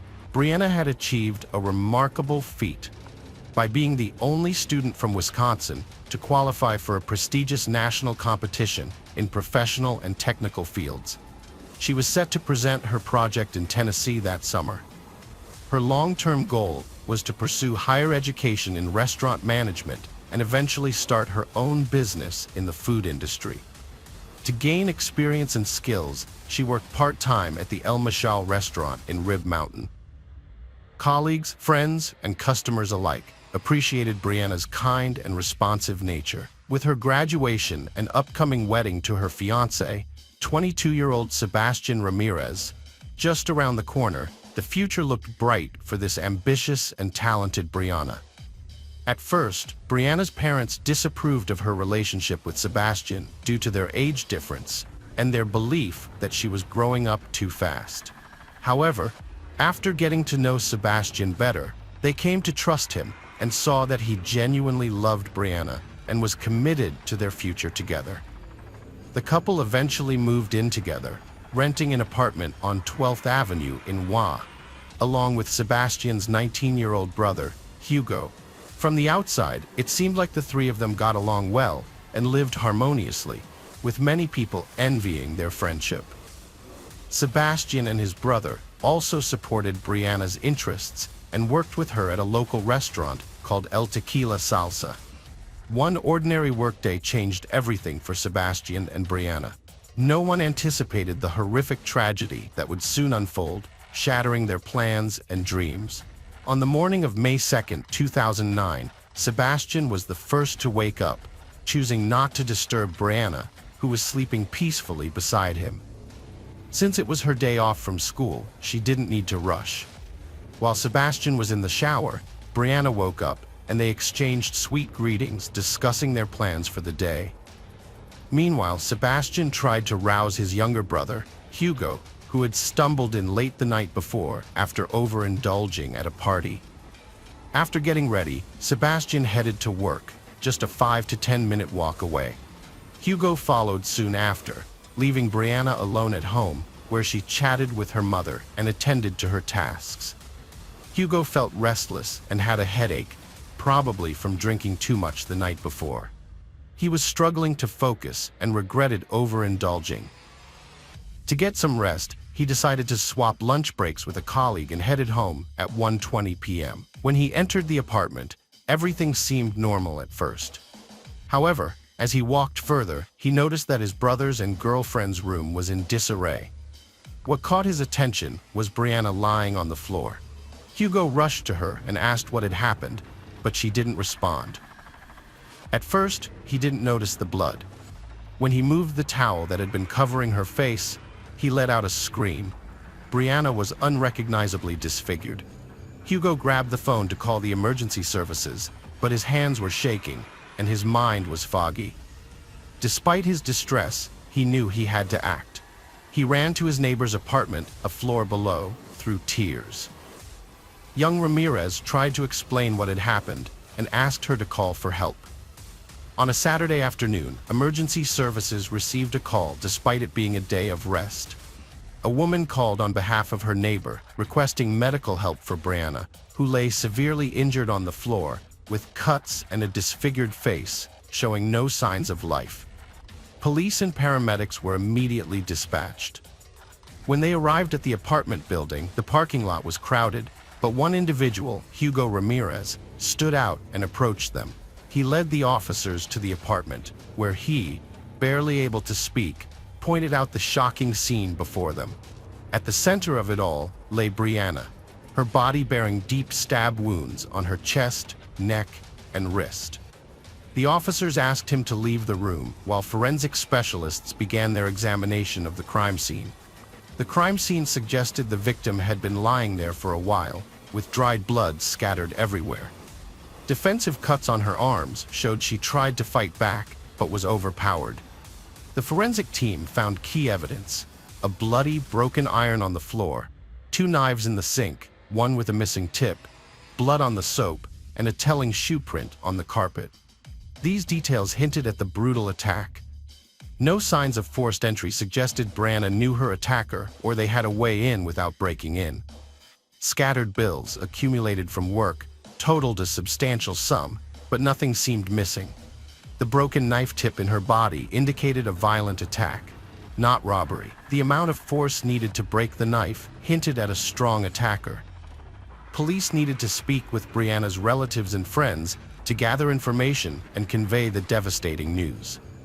Craig and Laura Schneller waited anxiously at the police station, unable to reach their daughter after hearing of a tragedy at her home. Their worry turned to dread as officers delivered devastating news, their worst fears confirmed. The loss shattered their lives, dividing their world into before and after. Authorities showed them identification photos, but only those revealing part of her face due to extensive injuries. The confirmation was almost too much to bear.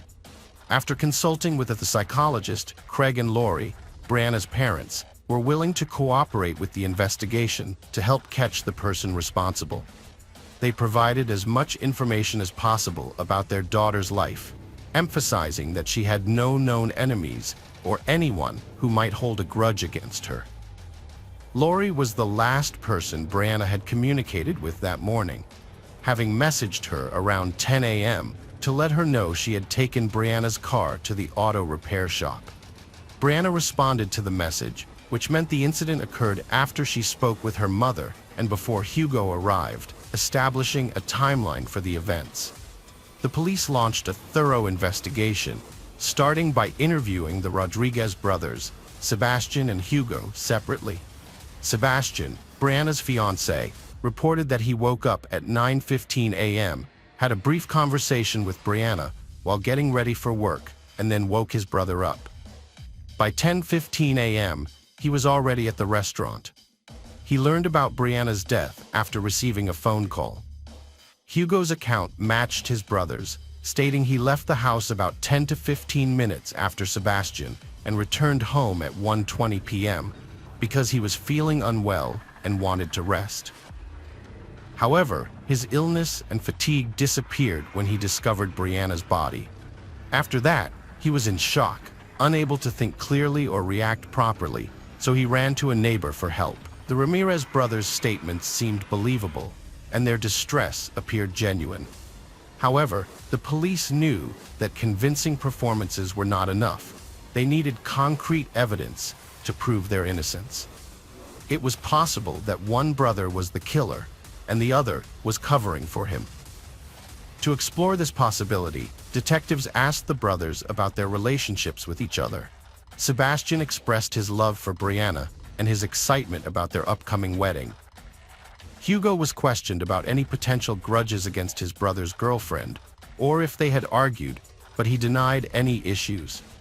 He also clarified that, despite finding Brianna attractive, he had no romantic intentions towards her because he valued his good relationship with his brother and would never interfere with Sebastian's happiness. Hugo considered Brianna like a sister. The police interrogated the brothers for hours, but neither aroused any suspicion. After taking DNA samples, they were allowed to return home. Detectives verified the brothers' alibis by interviewing El Tequila Salsa restaurant employees and reviewing surveillance footage. The evidence confirmed their accounts, ruling out a domestic crime. The new focus became identifying Brianna's killer. Was a predator watching her, striking when she was alone? The investigation continued. The autopsy results confirmed the police's initial suspicions. Brianna was hit on the head with a blunt object, then her throat was slit and she suffered multiple stab wounds. The intense attack left numerous, potentially fatal wounds. Despite the brutality, Brianna fought back fiercely, as evidenced by foreign DNA under her fingernails. Initial claims that nothing was missing proved false. Brianna's phone was gone, and Sebastian reported it to detectives.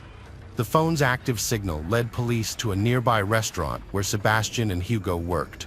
The investigation became even more complicated when the brothers provided a solid alibi, and one of them reported the missing phone, which seemed suspicious given the coincidences. Detectives rushed to the location indicated, but instead of a crime scene, they found themselves in the parking lot of a shopping center with a restaurant. After a brief search, they found a plastic takeout bag in a trash bin with the logo of El Tequila Salsa. Inside the bag, they discovered the girl's phone, 2 mismatched gloves, and a pair of women's underwear. One of the gloves was stained with blood. This unexpected discovery changed the direction of the investigation, suggesting that the crime might have been motivated by intimate reasons and involved a predator. The bag and its contents were sent to the laboratory to be analyzed for potential fingerprints or DNA evidence from the perpetrator. When shown a photo of the items, Sebastian identified the underwear as belonging to his girlfriend. The investigation continued, with multiple interrogations of the restaurant staff, and on May 5th, everyone was asked to provide DNA samples and undergo medical examinations to check for scratches or injuries. The police also thoroughly reviewed both internal and external surveillance footage from the restaurant and neighboring establishments. The police faced a significant challenge in identifying who had discarded the bag. Their initial attention focused on a kitchen worker who arrived late to work around the time Brianna's lifeless body was discovered. However, he had a solid alibi, as a traffic stop for speeding en route to the restaurant supported his claim. Fortunately, reviewing surveillance footage greatly aided the investigation. Raul Ponceroa, a 24-year-old kitchen manager, became a person of interest. He left the building at 10:18 a.m. wearing a brown hoodie, but returned without it at 10:53 a.m. Raul claimed he went to pick up friend Luciano, a dishwasher who lived in the same building as the victims. Upon further inquiry, Raul claimed the errand took about 20 minutes, but a discrepancy remained. What happened during the remaining 15 minutes?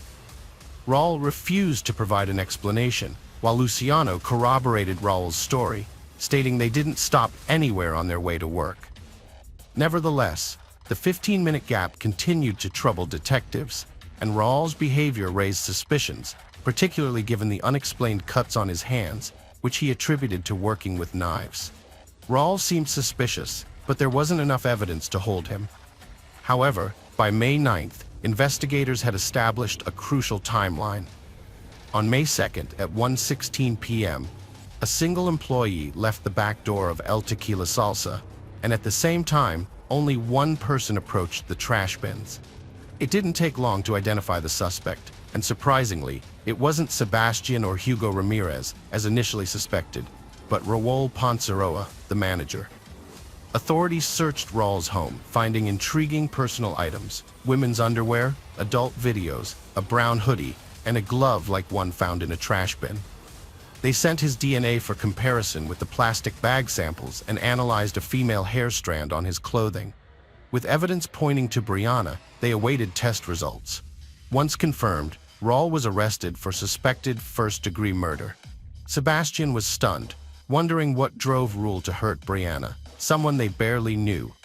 Raul had always seemed kind and cheerful, the last person Sebastian suspected of harming anyone. The trial of Raul Ponrocha took place in 2011, following a lengthy investigation. Despite the overwhelming evidence, Raul denied any involvement in the crime and refused to admit guilt. However, the prosecution presented compelling proof, including the presence of Raul's DNA on all key pieces of evidence, such as the iron, knives, plastic bag, and its contents, as well as under Brianna's fingernails. Furthermore, a shoe print found at the crime scene matched the size and pattern of Raul's shoes. Raul arrived at work at 9 a.m. on May 2, 2009, and on his way to the restaurant, he passed the victim's house, which had long fascinated him.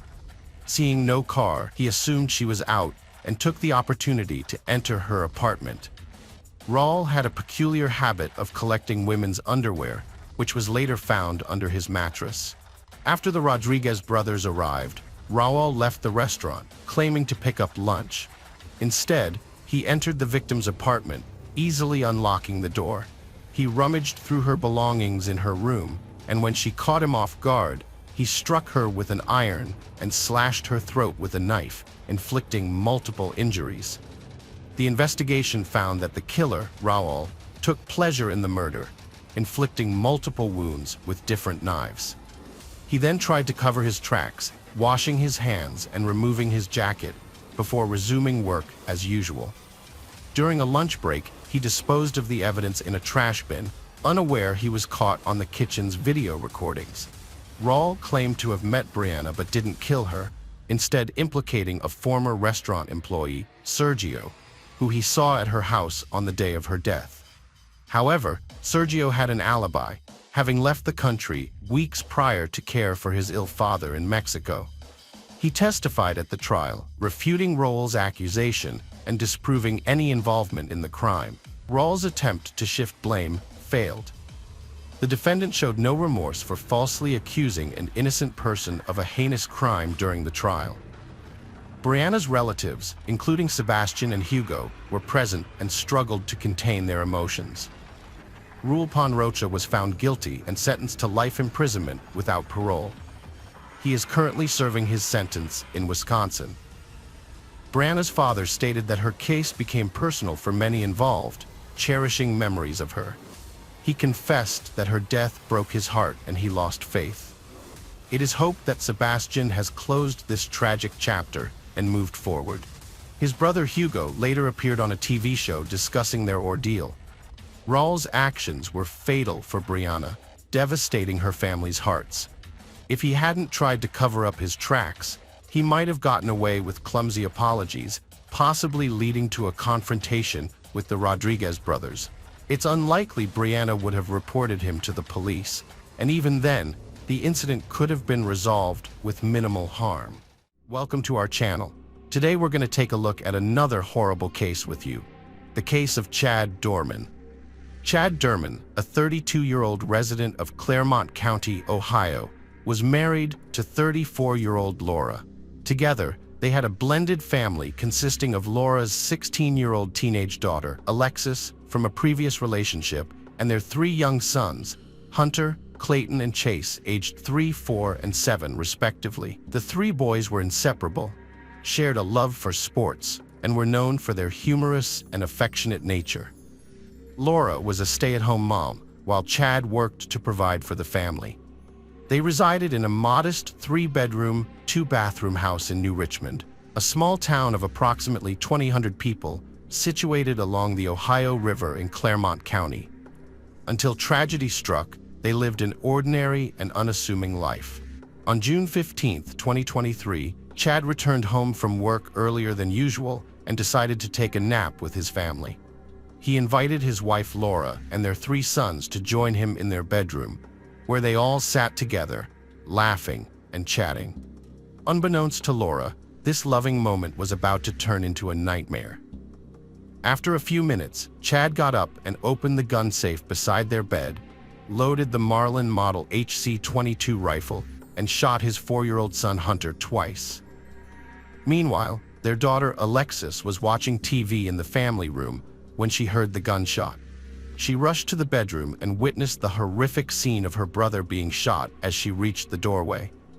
Terrified, Alexis turned and ran as fast as she could.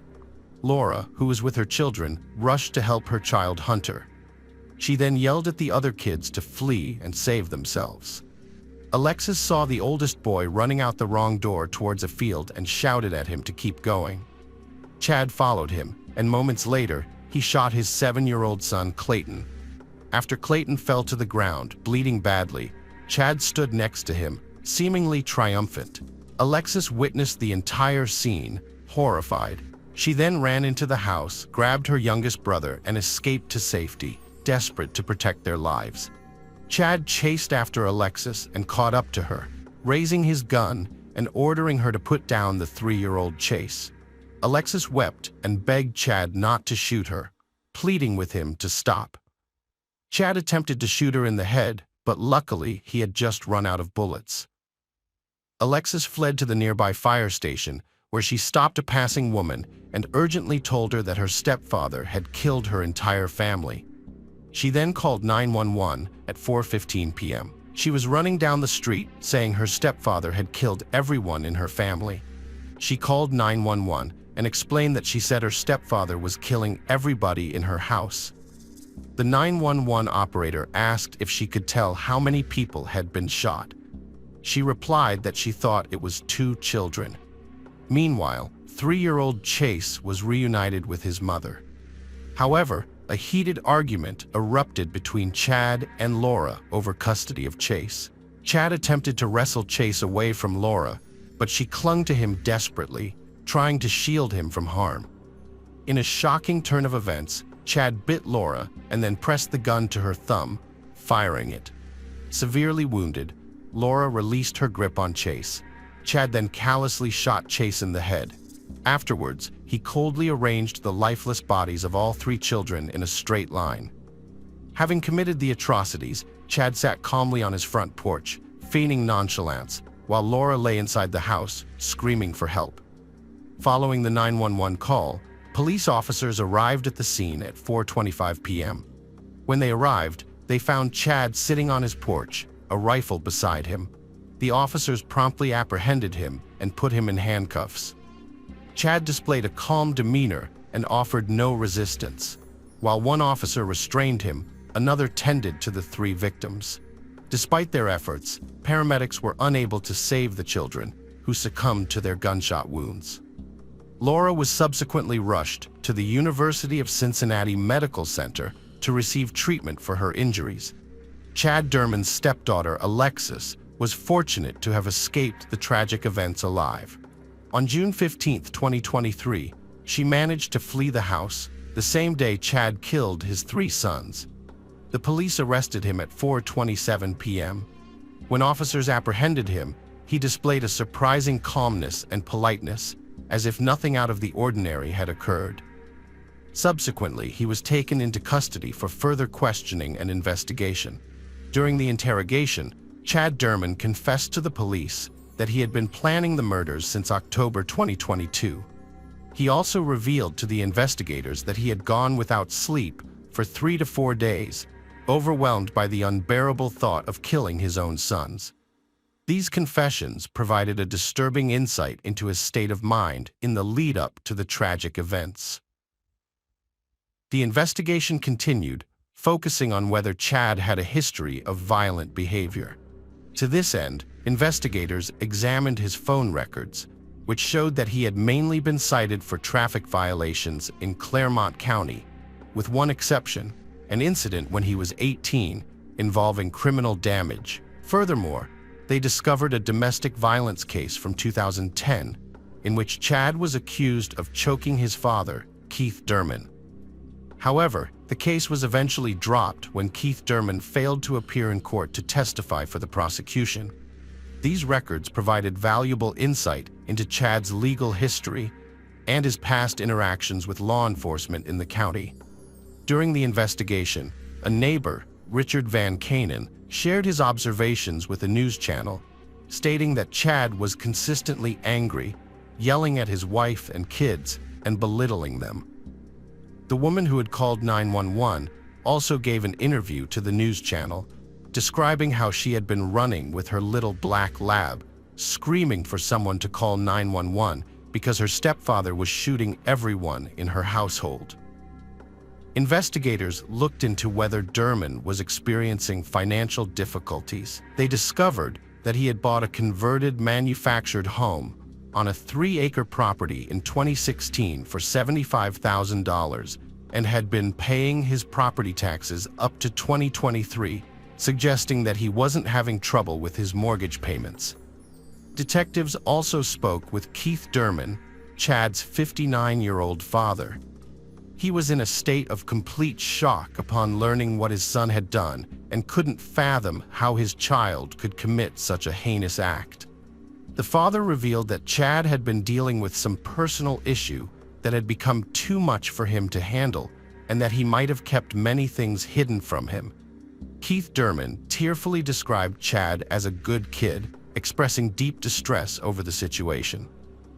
On June 23, 2023, Chad initially entered a guilty plea and confessed to his crimes during the first court hearing. However, in a surprising turn of events, he later maintained his innocence and pleaded not guilty to the charges against him during the subsequent court hearing on the same day. The judge described the case as an evil horror that was impossible to process and incomprehensible cruelty. The tragic events unfolded when the father, who stood before the court, brutally executed his 3 young sons, aged 3, 4, and 7, in his own home using a rifle. David Gast, chief prosecutor of the municipal court in Claremont County, revealed shocking details about the case, stating that Chad had meticulously planned the events. Chad's son had attempted to escape in a nearby field, but Chad chased, caught, and returned him to the yard, where he was brutally killed along with his brothers. According to Gast, the trauma inflicted by Chad on his family, community, law enforcement, and first responders is unimaginable. The prosecutor emphasized that Chad's admission of guilt in this case has left them grappling with the sheer horror of his actions. He described Chad's killing of his sons as one of the most heinous, craven, and cowardly acts they will ever encounter. The Bill of Particulars, filed in Claremont County, revealed the full extent of the crime. Gast explained that Chad deliberately lined up the boys and shot them, confirming that Chad himself admitted to planning the killings. When the mother intervened, she was shot in the hand. The prosecutor disclosed that Chad fired 9 shots, causing catastrophic harm, with 1 boy hit once and the other 2 each shot 4 times. The prosecutor, Mark Talvey, described to the judge the cruel manner in which Chad Dorman murdered his 3 sons, leaving the family and community in shock. Chad confessed to the crime, stating that he had done it and should be taken to jail, expressing regret and acknowledging that he shouldn't have shot them. Talvey emphasized that he would push for the death penalty for Chad Dorman. Initially, Chad faced 21 charges related to the tragic events that occurred on June 15, 2023. Specifically, he was accused of shooting and killing his 3 young children, 4-year-old Hunter, 7-year-old Clayton, and 3-year-old Chase, in an execution-style manner. The grand jury has now indicted Chad on 21 counts, including 9 counts of aggravated murder, 8 counts of kidnapping, and 4 counts of felony assault, which could lead to the death penalty if convicted. Claremont County Municipal Court Judge Jason Nagel ruled that Chad Dorman should be held in the Claremont County Jail and set his bail at a record-breaking $20 million. During a subsequent court hearing, Dorman's lawyer requested that the death penalty be removed from consideration, arguing that Dorman was severely mentally ill when he fatally shot his 3 sons on June 15, 2023. Dorman has since pleaded not guilty by reason of insanity nearly 9 months after the incident. The Claremont County prosecutors allege that Dorman deliberately killed his 3 young sons. Experts will reassess Dorman's mental state at the time of the murders. Dorman's lawyer maintains that executing someone with severe mental illness is cruel and unusual punishment, violating both the Ohio and U.S. constitutions. Those suffering from severe mental illness at the time of the alleged offense are not as morally responsible as others. The prosecution has requested a mental evaluation, and a court date was set for May 3, 2024, to discuss the lawyer's request. Chad's lawyers had agreed to provide a report from a mental health expert by June 3, 2024, to support their claim that he was mentally ill when the crime occurred. During a March 2024 court hearing, Chad's lawyers contended that the Claremont County Sheriff's deputies failed to uphold his Miranda rights following his arrest. The judge has subsequently ruled that Chad Dorman's confession, allegedly given during his interrogation, will be dismissed this Friday. The judge's decision was based on the grounds that the defendant's rights were violated on 2 separate occasions.